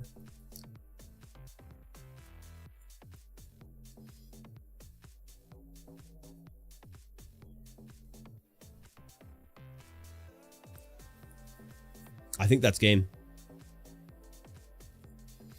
He's going to take 5 here, go down to 4. Knight's going to stay unblocked. Or Knight's going to not attack this turn. Matt is probably going to block the Restless Cottage. I feel like that's the more value than blocking the Slasher. Cottage goes to the grave.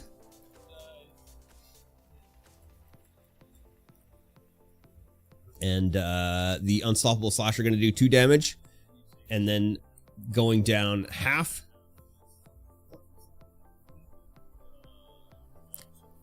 Down to 4. Round it up.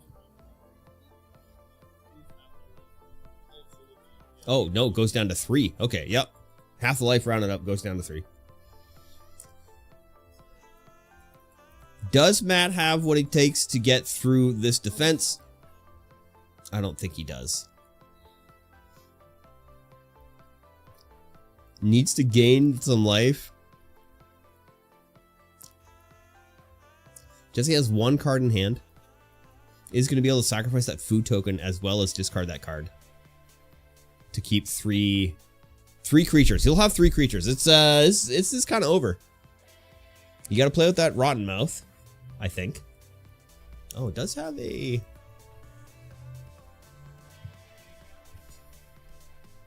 Rotten Mouth to do the blight counter.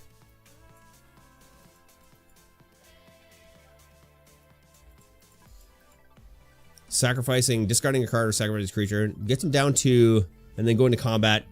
2 more blight counters on the Rotten Mouth.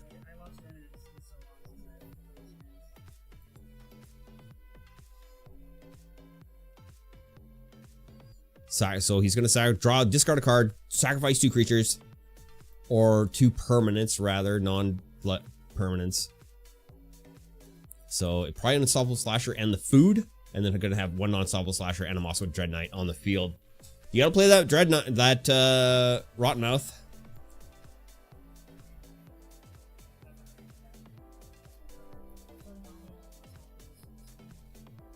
Oh, he's going to swing in with 2 blight counters.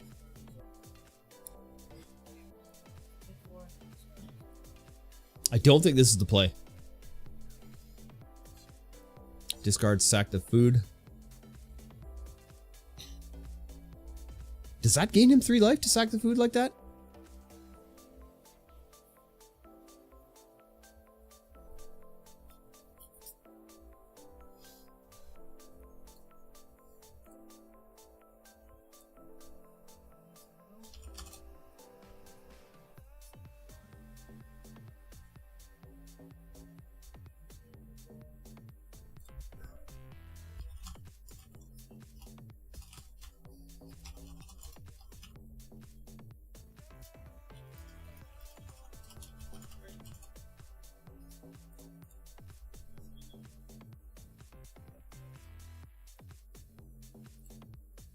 Oh, maybe that was the play, because that was able to sacrifice enough stuff to get there.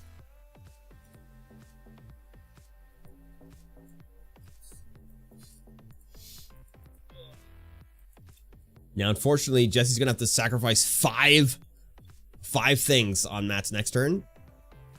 So we'll see what he can do here. Mosswood Dread Knight probably coming back.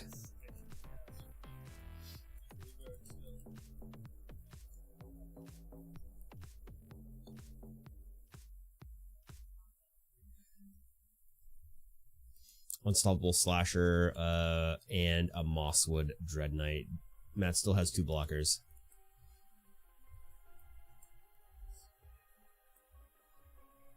Jesse can't swing here. Otherwise he just dies.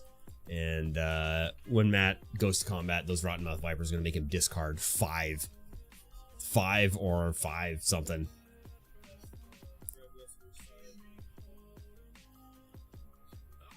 He's going to lose life, draw a card from the Dread Knight adventure side.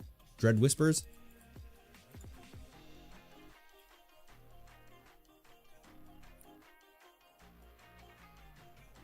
Now has 2 cards in hand. Still, it's not good. It's not looking good.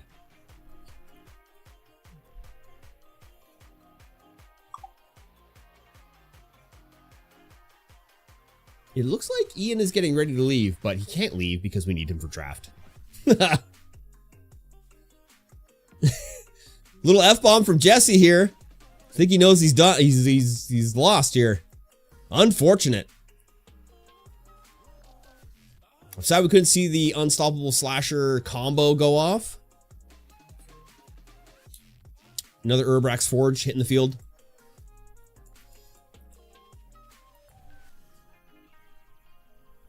Combat happening. 2 and 3. 5 blight triggers. Game over, man. That's game. That is game. He has to sacrifice his 3 creatures. Wow, that's crazy. Hey, don't go anywhere, Ian. You need to draft. Don't go anywhere. You need to draft. We got 8 people. You got to stay and draft. You can't hear me. I'm yelling at him. All right. That is the game. That is the night, ladies and gentlemen. Friday Night Magic Standard. We're done. That's it. It's over. It's going to be Matt in the lead, taking home the top spot. We're going to calculate round 3 standings here. Matt, followed by Brady, Jesse in 3rd, Ben in 4th, Bruce in 5th, and Spencer in 6th. That's going to be the end of this event. That's going to be the end of this stream. Hope you guys had fun coming out and hanging out. Watching some Prime Magic the Gathering play. in our tiny little store in Kamloops, BC. Make sure you guys come on down tomorrow. It is Learn to Play Lorcana. Learn to Play One Piece. Learn to play everything. All right, ladies and gentlemen, we're gonna call it a night. We're gonna see. One Piece Day is tomorrow. We're gonna see if there's anybody to raid. Don't let Ian leave. He's got a draft.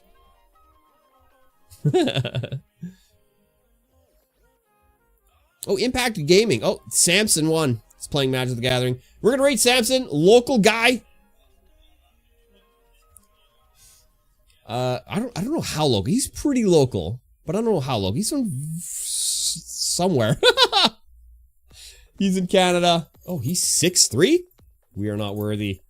We're gonna go ahead, raid out to Samson. We're gonna give him a good high five. Samsoni won.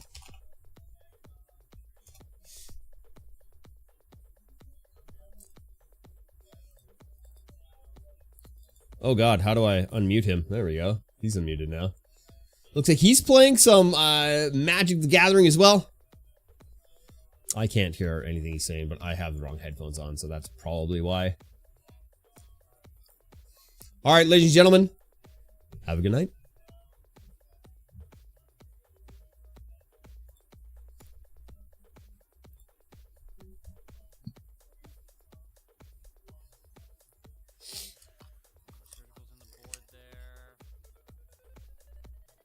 Oh, hi guys. How goes Game Hub? How's FNM? Got to the Game Hub store where they're gonna be doing the coverage event, and I'm gonna be helping them out do coverage stuff for Chiller Pillar next in a couple weeks. I'm gonna be getting them a bunch of stuff and graphics and all that fun jazz.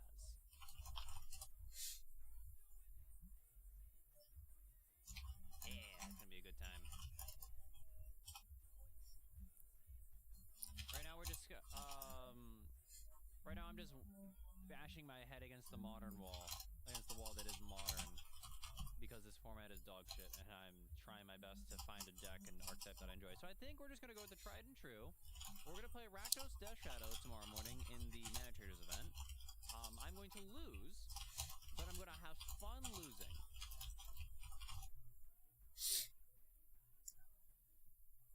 That was good. Only 6 for Xander, but with store champs last, like the hype is a little bit lower. Understandable.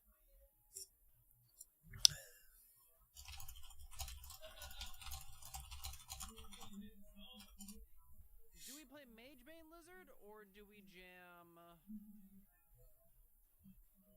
Damping Sphere? I mean, I have a Bone Crusher Giant right now. I can go double Damping Sphere plus Break the Ice. That seems fine. Is he weak fire draft? Heck yeah. And I'm missing one main deck card. What the fuck's the main deck card I'm missing? What do you mean I'm missing a main deck? Oh, I'm missing a Surgical.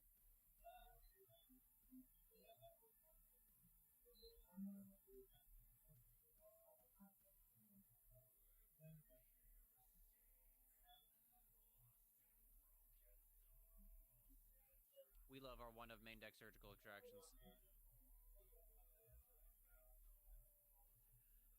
Also, I'm really upset because I've qualified for Montreal, so I don't have to play RCQs. However, I still have to play RCQs because I need the mat. Because the mat is Mayhem Devil. And I need that mat. I'll literally just go to the finals and be like, so, if you want to prize split with me, that's fine. I'll give you the invite. I just want the mat.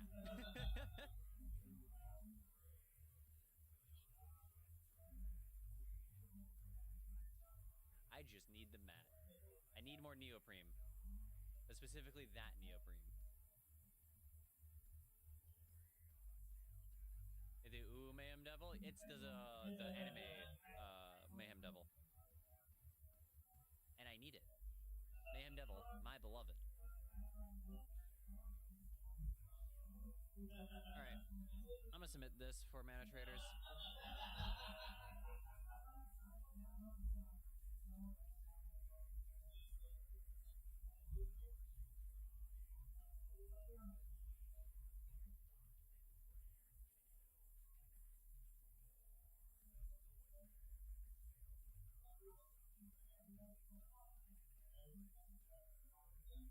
to him? No, I don't.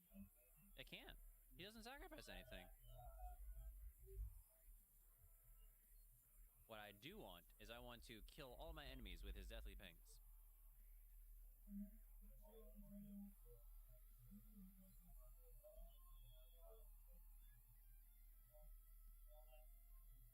He just gets triggered a lot. That's all. And honestly, isn't that just fine? To get triggered every once in a while.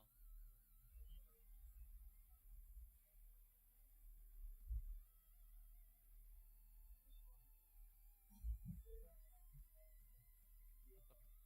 Get out of here. I want this one. There we go. Wish to submit. I have to submit a deck. Oh, deck filter. Clear. Upload. Upload file. Choose file. Whoop-a-wop. Documents.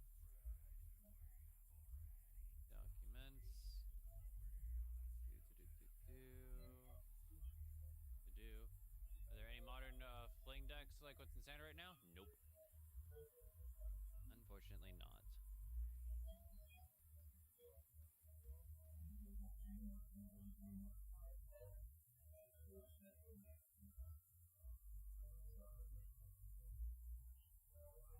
one. And then we go to here. We go archetype. The shadow.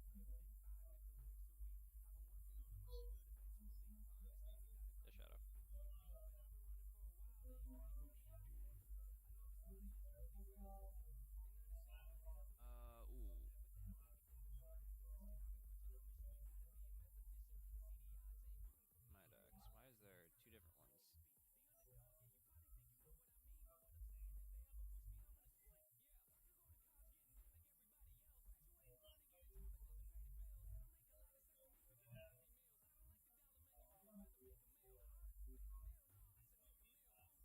I have two different ones that are the same yet different. Cool. Cool. Create new deck.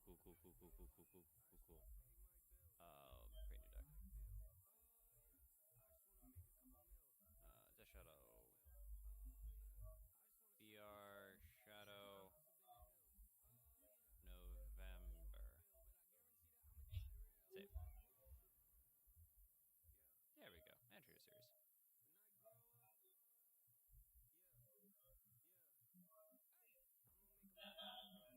BR Shadow November. Archetype. Death Shadow. Submit. I'm probably going to get my butt kicked, but that's fine.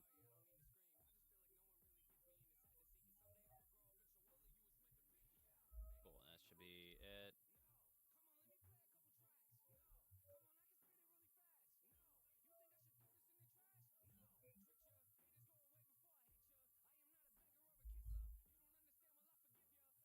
Cool. All right. That should be pretty good. All right. I think we're all set for tomorrow. What time are we at? 8. How long have we been streaming for? About 3 hours? We'll play a little bit of Arena. I'm getting a bit hungry. I might end stream a bit early, but think I'm definitely we're gonna close out the mid-go. Jam a bunch of Arena.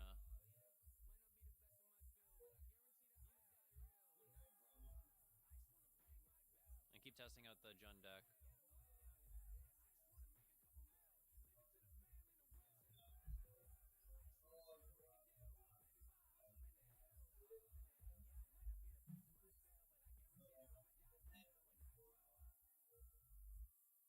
Yeah, because his event starts in 12 hours. So, Jaffer's event starts at 9 a.m. my time. When does the Manatrator's event start? Oh no, Manatrator's event starts at 8 a.m. because I have a round 1 bye. Oh no. Alright, well. Double queuing, let's go. And then there's going to be the 2 p.m. Pioneer event that we're gonna jam.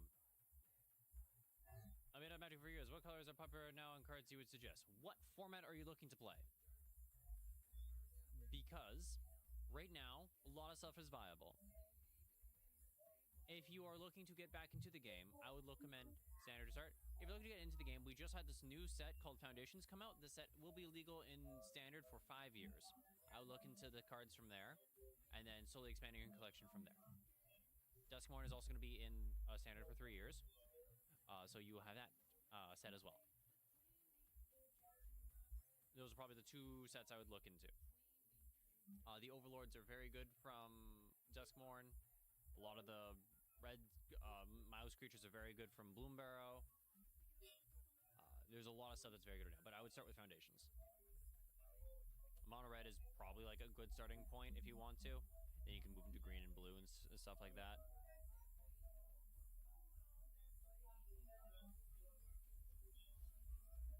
No problem. Anytime.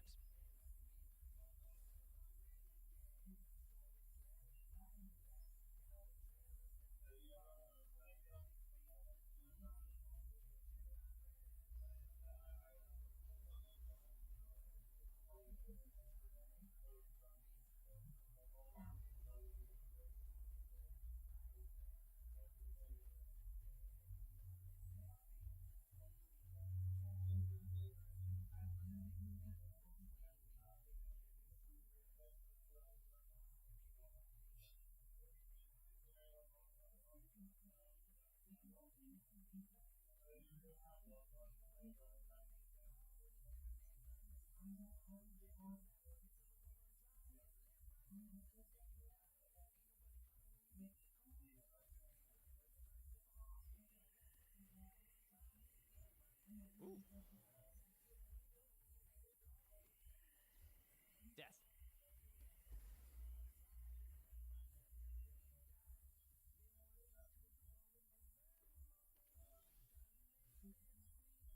Let's go beans. Actually, I don't know if I should have gone beans here. Might have been wrong. Now my opponent could go Unholy Annex. There's a Glissa. I don't think I care about Glissa.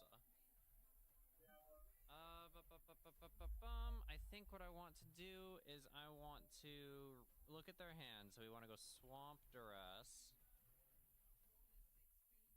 They do have Archfiend, and they have that. Okay. So we go Virtue.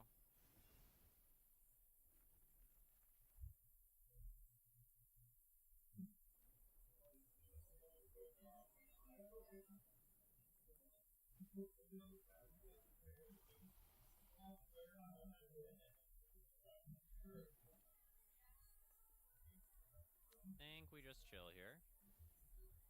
I don't have to do anything, so we can chill.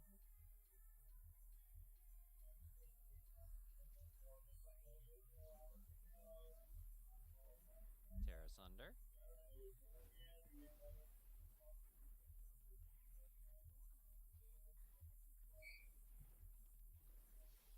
Sentinel.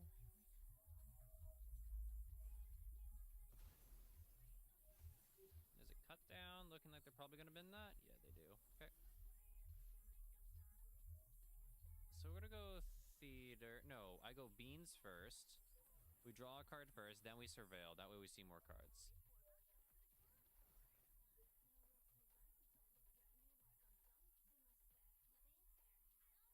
Leave that on top, and I'm just gonna chill. We don't have to do anything. Death.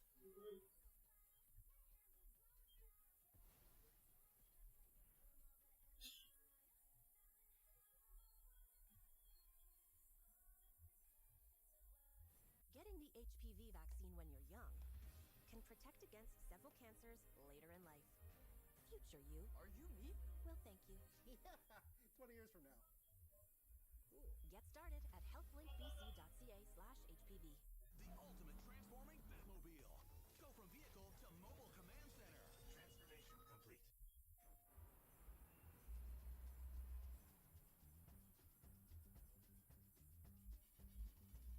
Well, I feel just like a child. Well,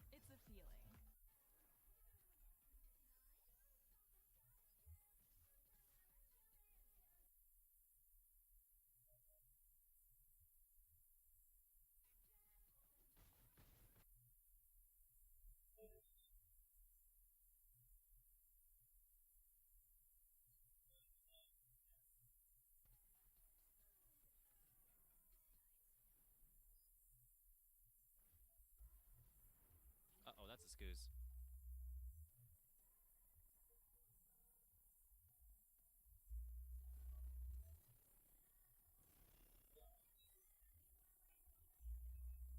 All right.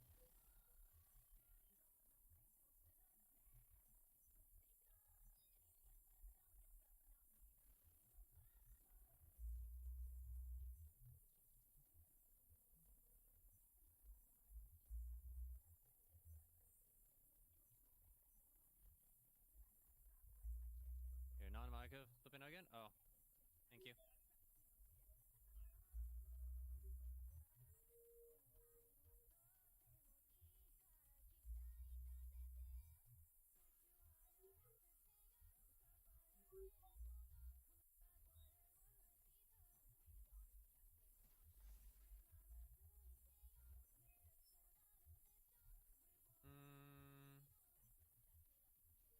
Pretty sure the game plan is just GFT here.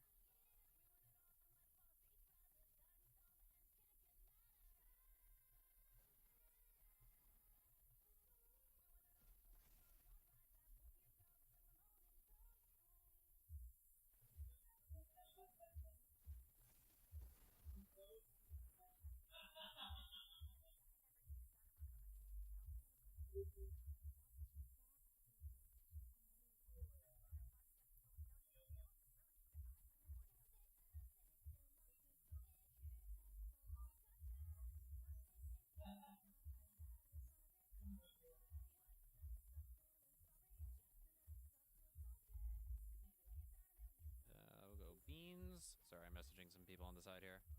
I'm being an awful streamer, not paying attention to my Twitch chat. How dare I?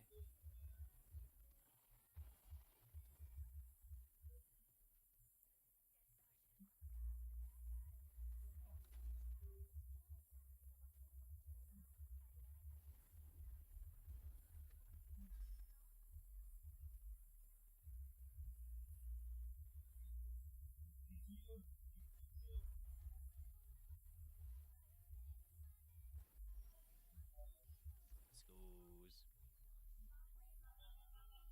In for 3.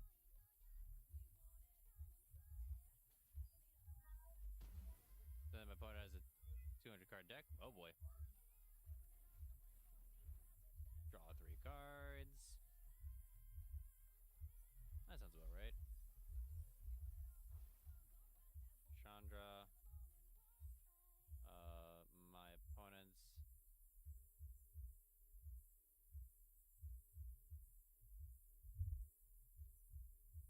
opponent's Shieldred or my opponent's Tranquil. No, we'll go Tranquil.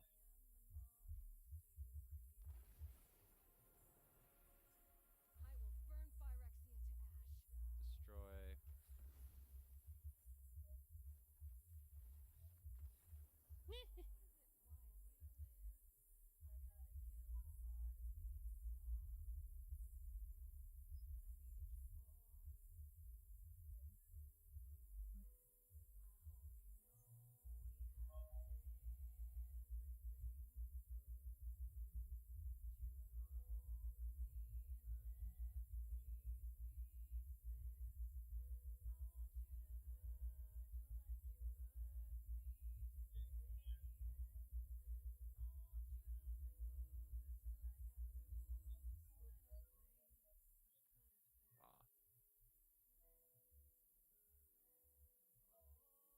Wow.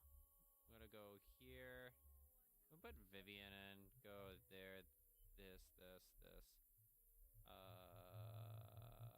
What am I cutting? I think I have to cut Elf? Do I cut? Virtue like has to not be good in this matchup, right? And we could like cut a bean.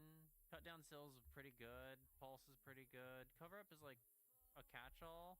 Maybe I got a Trump and Carnosaur. And we cut like a Shieldred, because Shieldred's kind of medium in the mirror. In like a mid-range mirror. The more I'm playing, the more I'm not liking this Lily.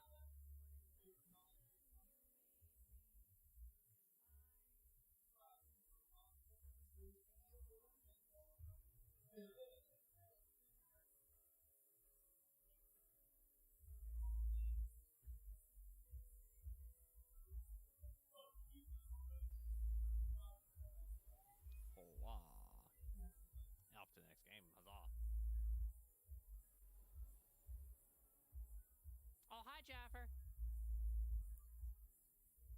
Bunch of raids tonight.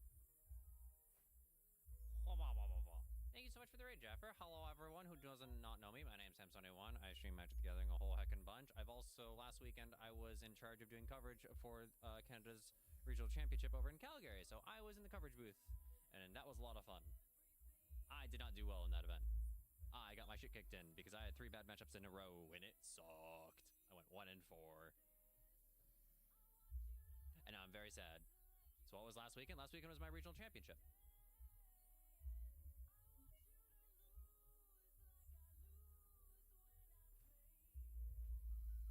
I have a headache and going to rest for tomorrow. Understandable. You rest that headache and you have a great night. I'm going to be very busy tomorrow because I have Mana Traders event, your event, and then I'm going to do the Pioneer 2 p.m. event. So we're going to triple queue maybe. Because I'm insane. Yes, take my duress that I can't cast. Oh, does you do well my event? Me too. I'm currently brewing this up for it. We're trying to do Jund ramp things because I'm convinced that there is a good Jund deck. There's a good like black red X deck. The rare triple Q stream, it's true. The rare triple Q stream with one client that actually allows me to double Q. That's a bold move, opponent. Me to help you test?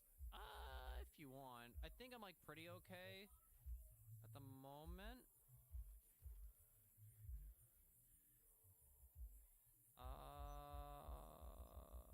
Standard or Pioneer? Groovin in what context? Are you asking my favorite? Because it's Pioneer. What happened to Modern? I hate Modern right now. Modern is dog shit format.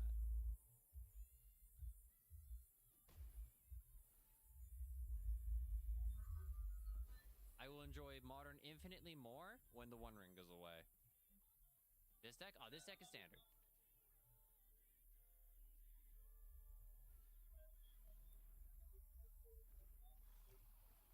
Oh, I'm aware, Kevlar. I know the 3-color mana right now is not good, but we're trying it regardless. And it's fine. You sold out of Modern? Fuck Modern? Understandable. Have a nice day. The only reason I'm playing... Well, so I have this Modern event coming up. Then we have Standard. Then we have Modern again for the Final Fantasy season.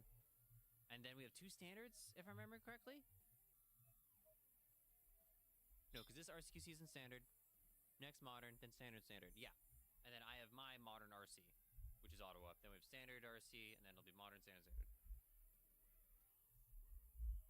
And I just want to play Pioneer, man.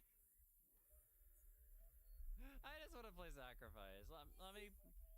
Tell me why I just Google searched the One Ring, and it said, do you mean the pressure? My pressure. Because the people who work at Google have a sense of humor. I understand my Modern though. It's true, and I enjoy it infinitely more than Modern.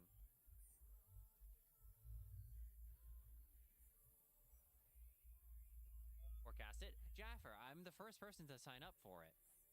And, you know,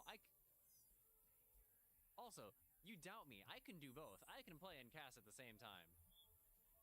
But I was just telling Jeff I wanted to build a Sultai deck based on Black-Red Shell with 2 Glycerin and green for sideboard. That's basically what I'm doing, Griffin. I'm just doing a green-black base with some red cards in there. Red cards for top end. I'm not even using any of the reds for sideboard.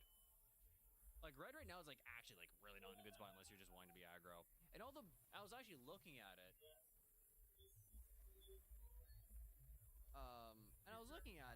And, like, all my... like black, red, like multicolored cards are so like weirdly across the board. They're everything from lizards to like crime bullshit to expensive demons. There's nothing like in the black, red, like multicolored cards there that are anything consistent. They're all fighting each other. I'm not letting you both. If you want to play, then play. If you want to cast, let me know. How dare you? Hey, what am I saying? What do you mean, what am I saying?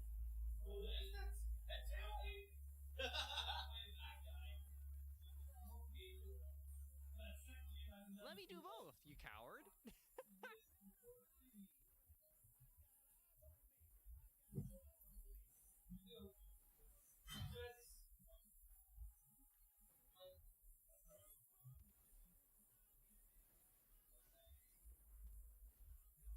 I know of this deck. I do not know what my opponent is doing.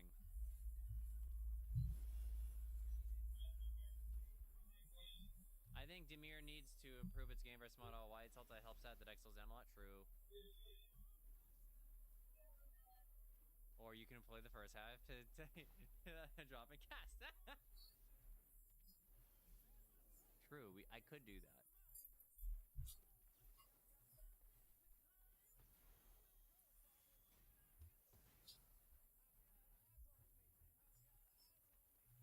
I think it's the same deck we played before, this green-blue one. They're just playing big things. We beat it last time, so I'm not too worried about it.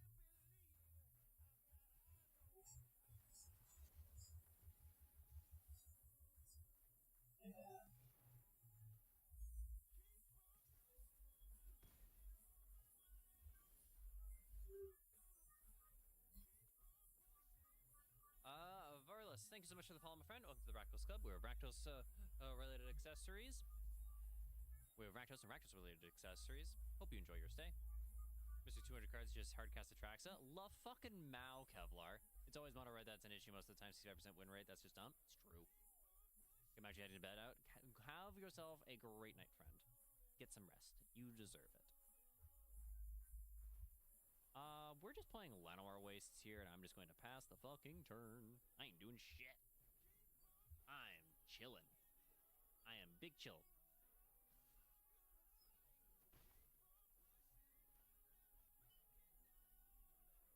Opponent, do something.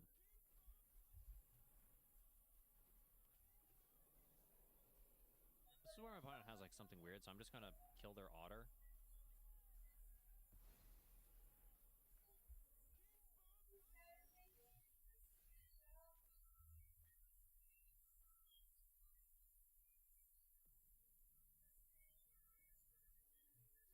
I like bad choices. I'm a fan of 4 life choices. Blow me out. Things can veil me. I'm so much more okay with that.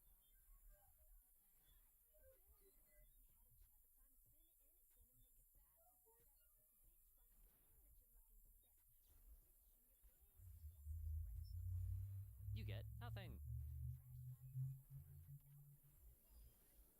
Well, every good comeback story starts with, and then I cast Breach the Multiverse.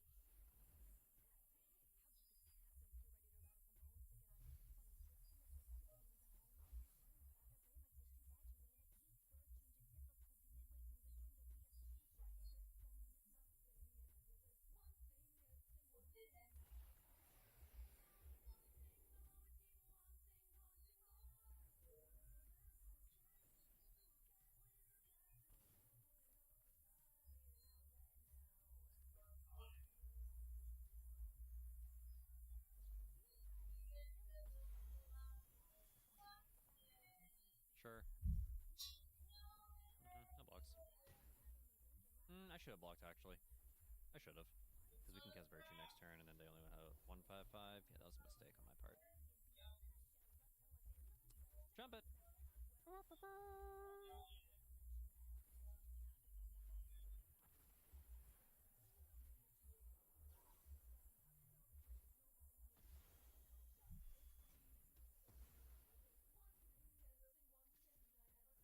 That was pretty good. Huggy Bear, thank you so much for the follow, friend. Welcome to the Rakdos Club. We have Rakdos and Rakdos related accessories. Today we've got Rakdos with green. I should really say it's green black with red, but you know, I got a brand. The brand is Rakdos.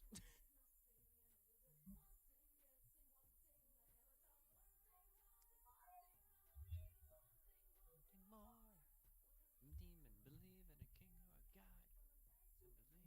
And believe in what are the odds right now. Beans!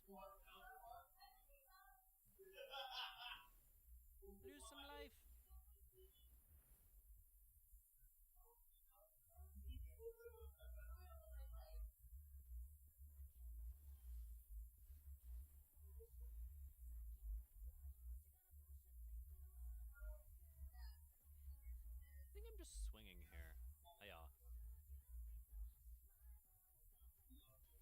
force them to block. Then I go Virtue? Yeah, I go Virtue. We draw a card. Cliffs, taps, play Elf. This needs to be a Sulphur Springs. That's the thing I need to do.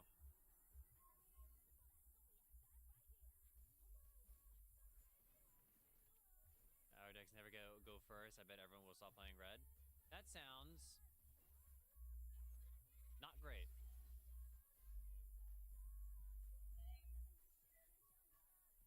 You seen me play Jeskai before? It's true, I have played Jeskai.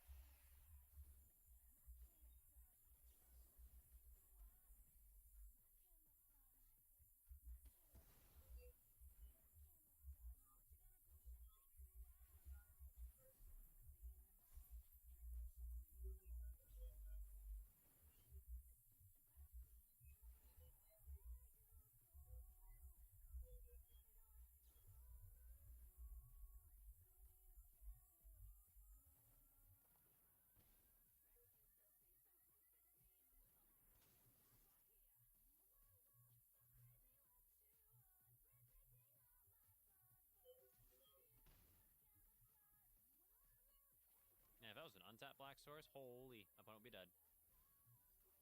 Wow.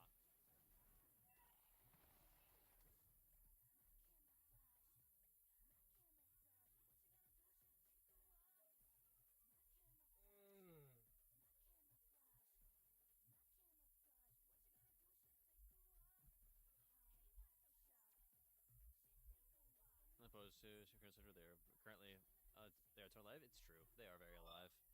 I don't know if they will stay alive, but they are alive.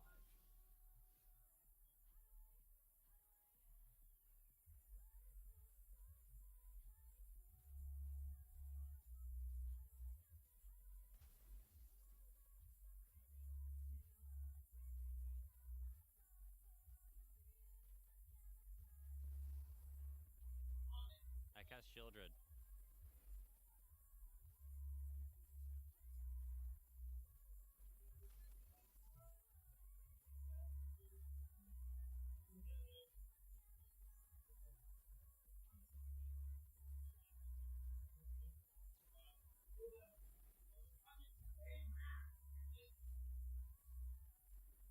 All 4 crabs, jeez.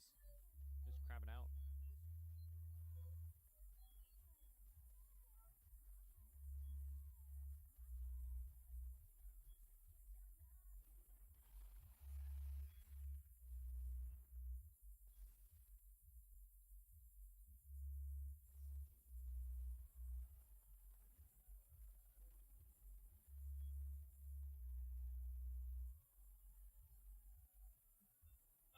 I'm gonna lose this, aren't I? No, I'm not.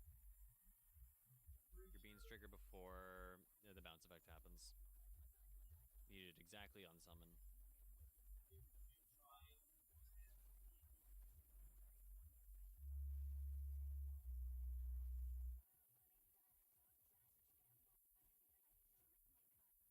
Oh no, I do die.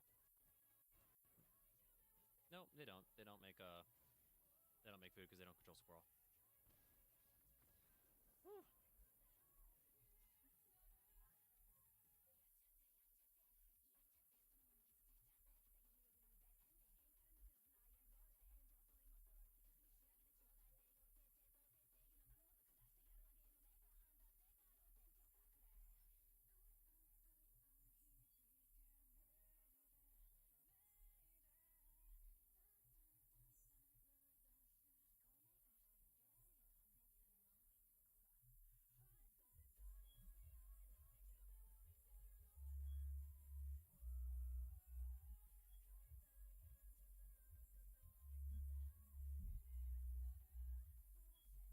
Yeah, we'll just do a board like that.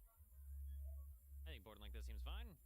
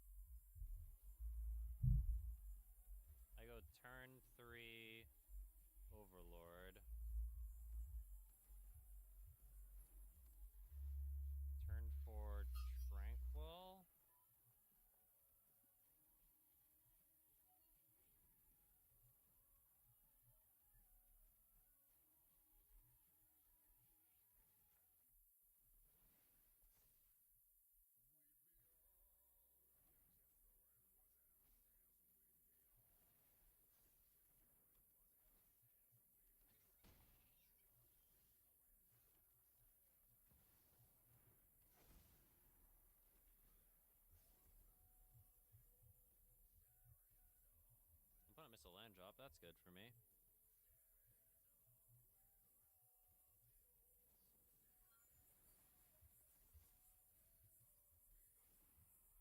You got nothing. They do have a terror. I think I'm okay with that, though.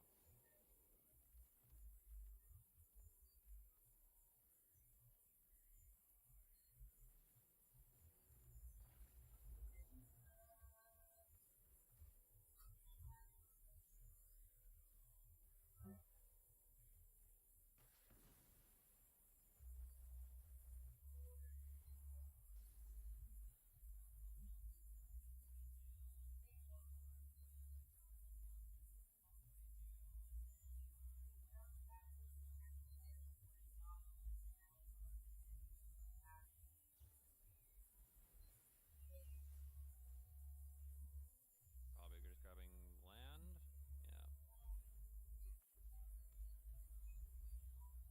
Yeah.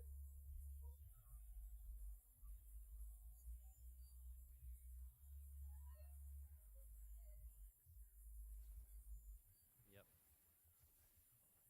Yeah, I had a feeling this would happen.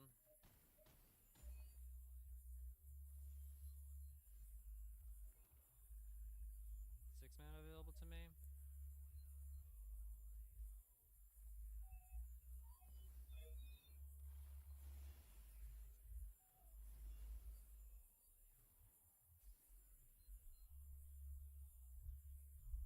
They have another if they have exactly on summon, then I'm losing. Oh, they have Merc. Yep, that'll do it.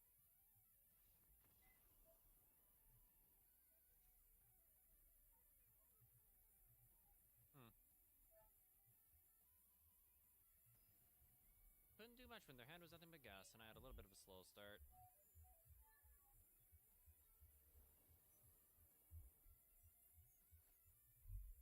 Hand's insane. We can do what I want this deck to do, because I want it to go turn 1 elf to skip 2 mana to go straight to 3 mana to go straight to 5 mana. So this is exactly what the type of hand that I want for this deck. And they don't have play any interaction, so we should just be free reign to do this.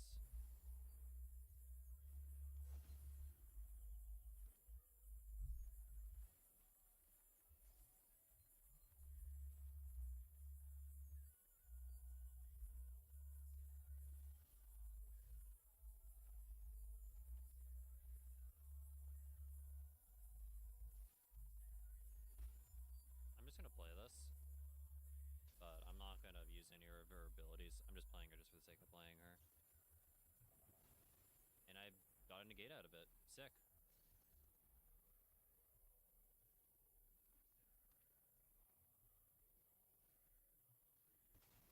I'm very okay with that.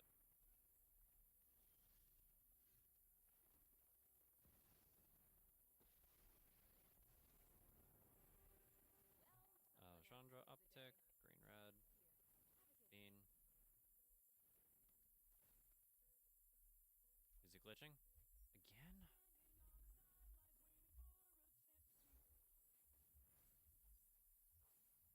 I don't know what's up with my focus red and why it's glitching. Fuck it, buffer size is going to be at 1024. That doesn't fucking solve this issue, I don't know what will.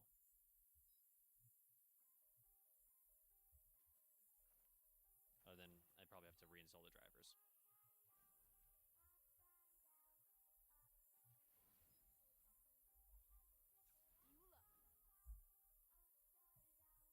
No, it's not you. It's my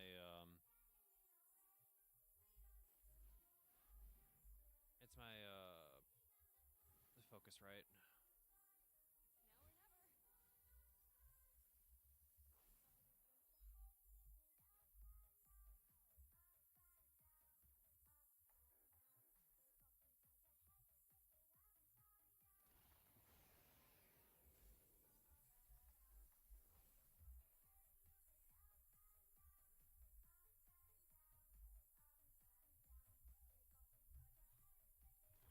Now or never.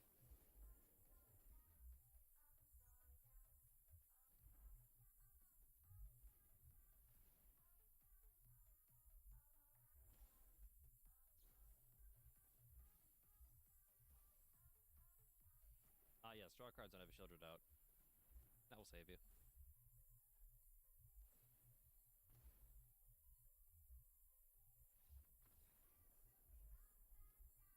Love to see it.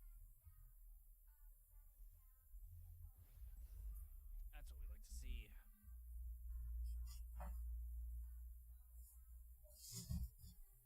The other thing I'm wondering is if I should have a Tali in here over Trumpeting Carnosaur. I just think a Tali is easier to deal with, and I think Trumpeting Carnosaur is just a little bit more utility. I still am flat. That's because I don't care about this game. Think you can make a diamond for the end of the season? That's what I'm hoping for? Probably. If I like actually gave a shit about ranked, I would just play Pioneer and I would get Mythic in like a week. It's not easy to struggle with substance use. But with the help and support you need, it doesn't have to be quite so hard. The thing that helps might not be the same for everyone. So it can help to know where to start.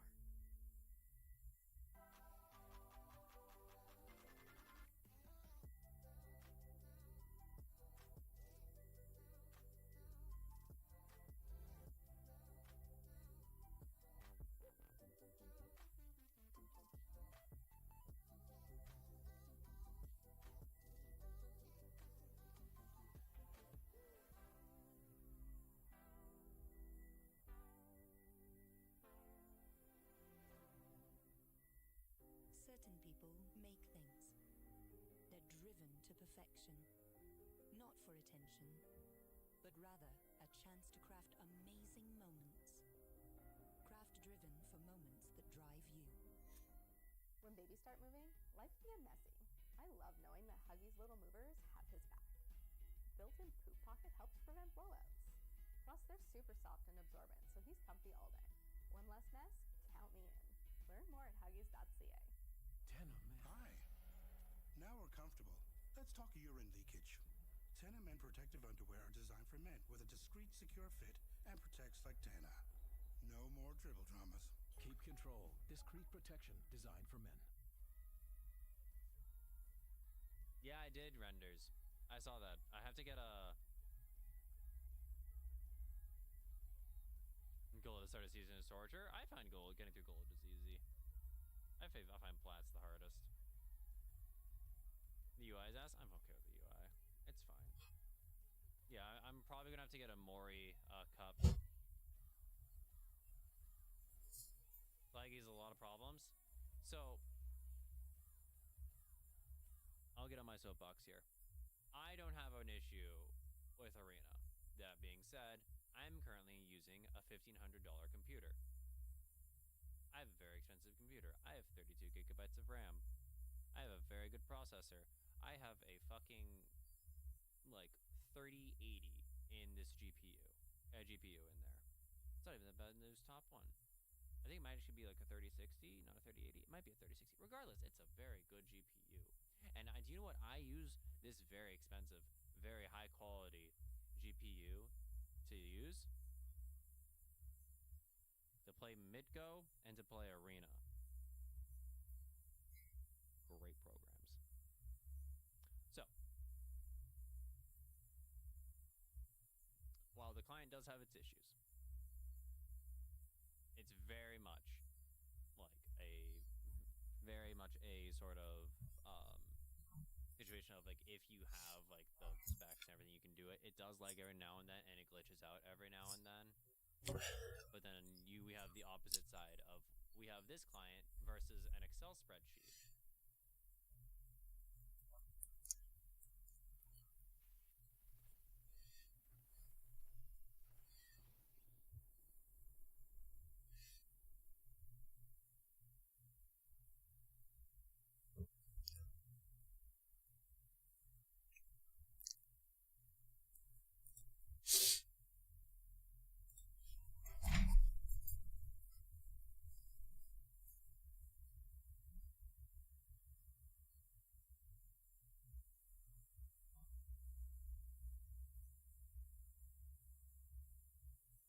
It's 3070 and 2070 to largely play WoW, and it helps to play Arena 2. Nice. Yeah. There's not a whole lot. I think the most intensive like graphical game I've played on this PC is probably Cyberpunk. As to say, how are you lagging with that beast of a computer? Yeah, Cyberpunk is beasty, and I ran it perfectly fine. 10 budget builds? Sure. I can do that. Renders, give me your budget, and I will tell you what, and I will give you a part list. And this weekend is like the best weekend to do it, because we got, what, isn't like Black Friday happening right now, and Cyber Monday's on Monday? 750 to go $1 grand USD. Alright, I can get you something. Oh, it's next week. Perfect. We can build you something in that budget very easily.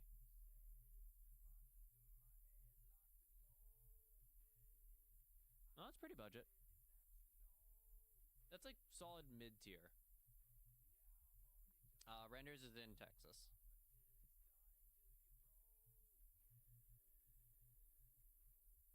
The pre-built small form factor PC I bought during COVID. I can't see myself upgrade anytime soon. Understandable. I built my PC like 3 years ago. I honestly thought it was 5 years ago, but it was like 3 years ago. Time just flies.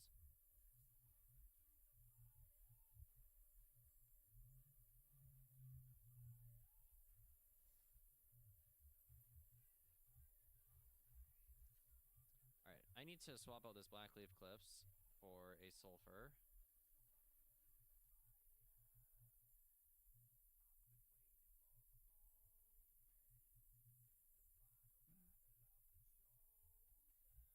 And I'm not sold on this sideboard.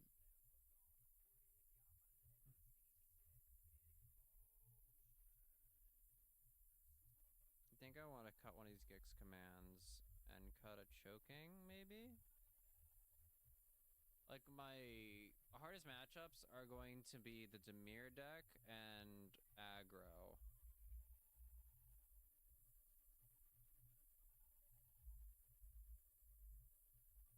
So I need to find something that will help me with that.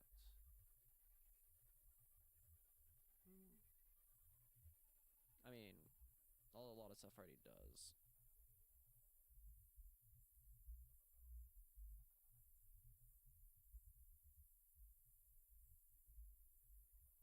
I could, I don't think I can jam Anger. I don't think I'm a low-end red deck. I think I'm a top-end red deck. I mean, I could put like a Harvester in my board. I could also put another Virtue in my board. Wouldn't be the worst.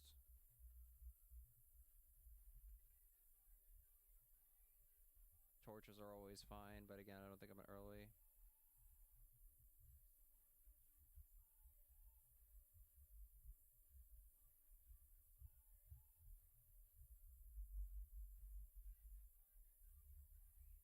I think I just need...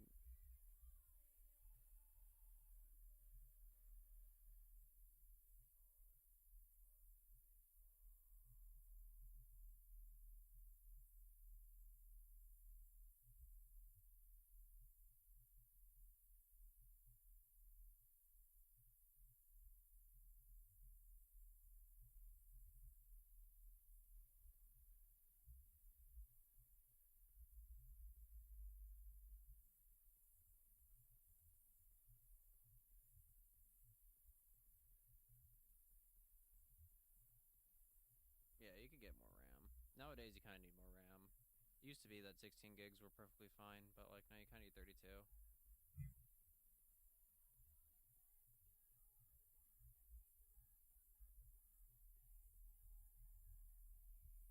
that's pretty good list.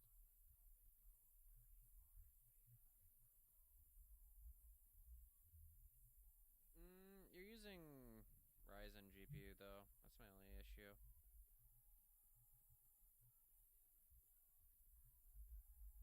Yeah, the AMG one. It's like right on. Yeah, the AMD stuff. Yeah. not a big fan of AMD's GPUs. I'm a bigger fan of GeForce's.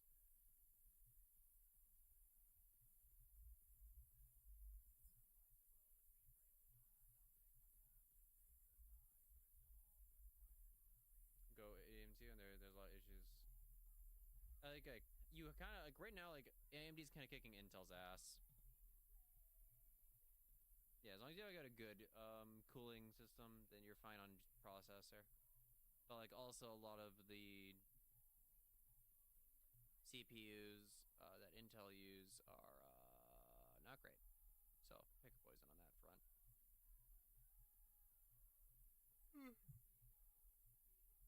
But also they also handle different processes. So another thing there.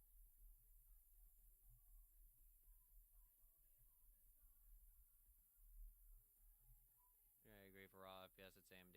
Yeah.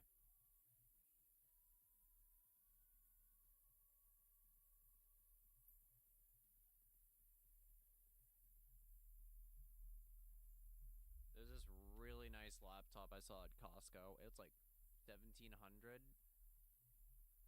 But like Black Friday rolls around, that thing should drop to like 12 Costco prices, and I kind of want it.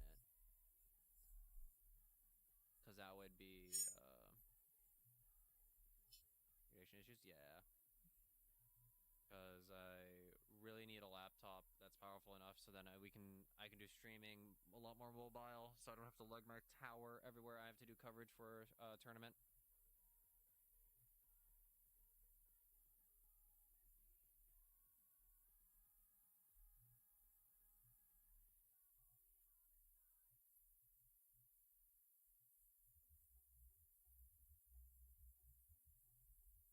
Or laptop too, yeah. I'm not buying a quote-unquote gamer laptop. Those things are just scams. They just overheat and then they die in like a year or two if you're not too careful. Legion i9? The Legion PCs are real good. Legion, I was like, yeah, Legion by Lenovo, right? I've heard Lenovo's like kicking ass in laptops.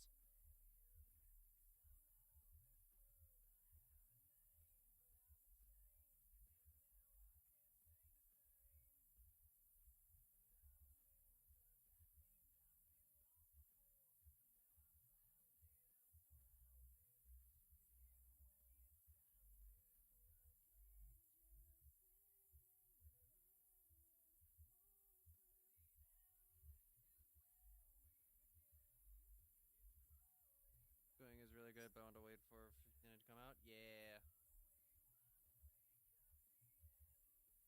390, understandable. Yeah, so one thing I like about Legion. If there was like a computer company that would fully accept a sponsorship for, it would be Legion. If I get a sponsorship with Legion, that'd be Pog.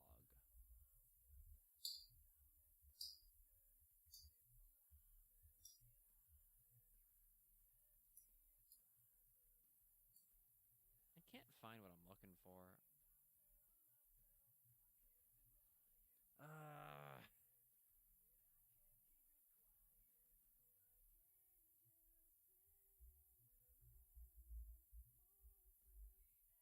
Nothing's like kind of speaking to me what I need right now.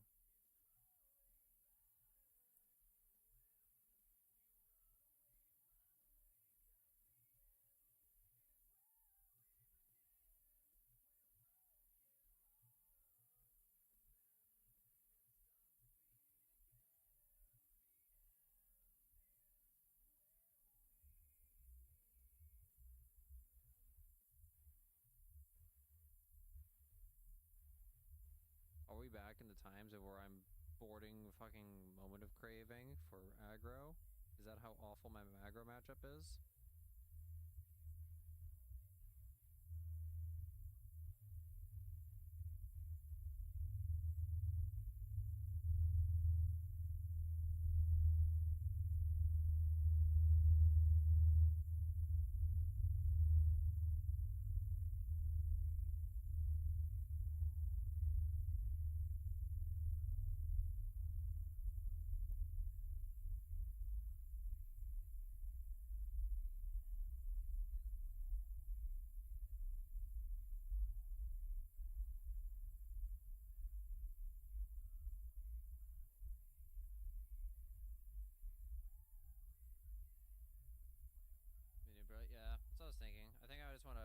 misfigured to my board just to add something. Alright. I am positive this deck is not going to do that great tomorrow.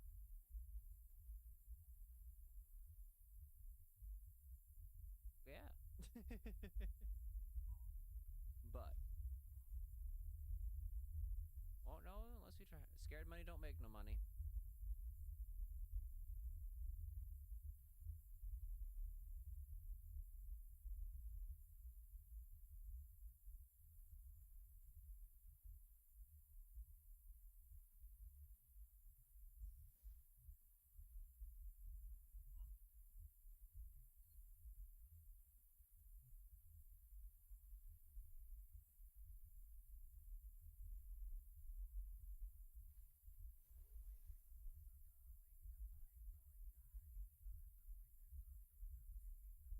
Let's grab one more. Fuck it. Challenge with Oculus God to take off for a while. It went awful. I'm currently hating Modern right now. I went 1 and 4.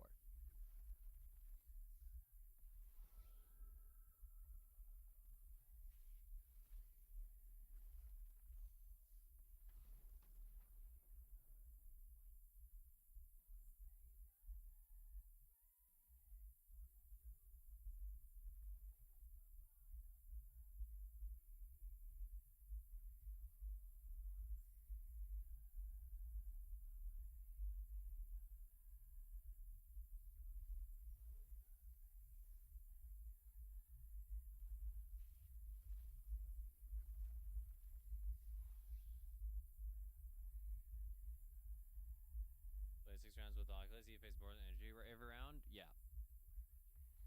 I played against Boros Energy once, and it was awful. Then we played against Neoform. We lost because they combo killed me turn 2, and I misplayed game 1. I beat up one deck, forget the deck, and then I lost to another. Yeah, I beat up Goryo's. That matchup's easy. And then we lost to Energy, lost other stuff, but yeah. They do not.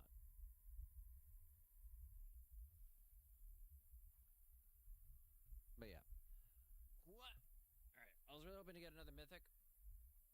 I was really hoping to get another mythic for Overlord, but it looks like we're gonna submit the list with 3 green Overlords. This deck really needs a 4th. What would I take out for the 4th one? Great question. Next question.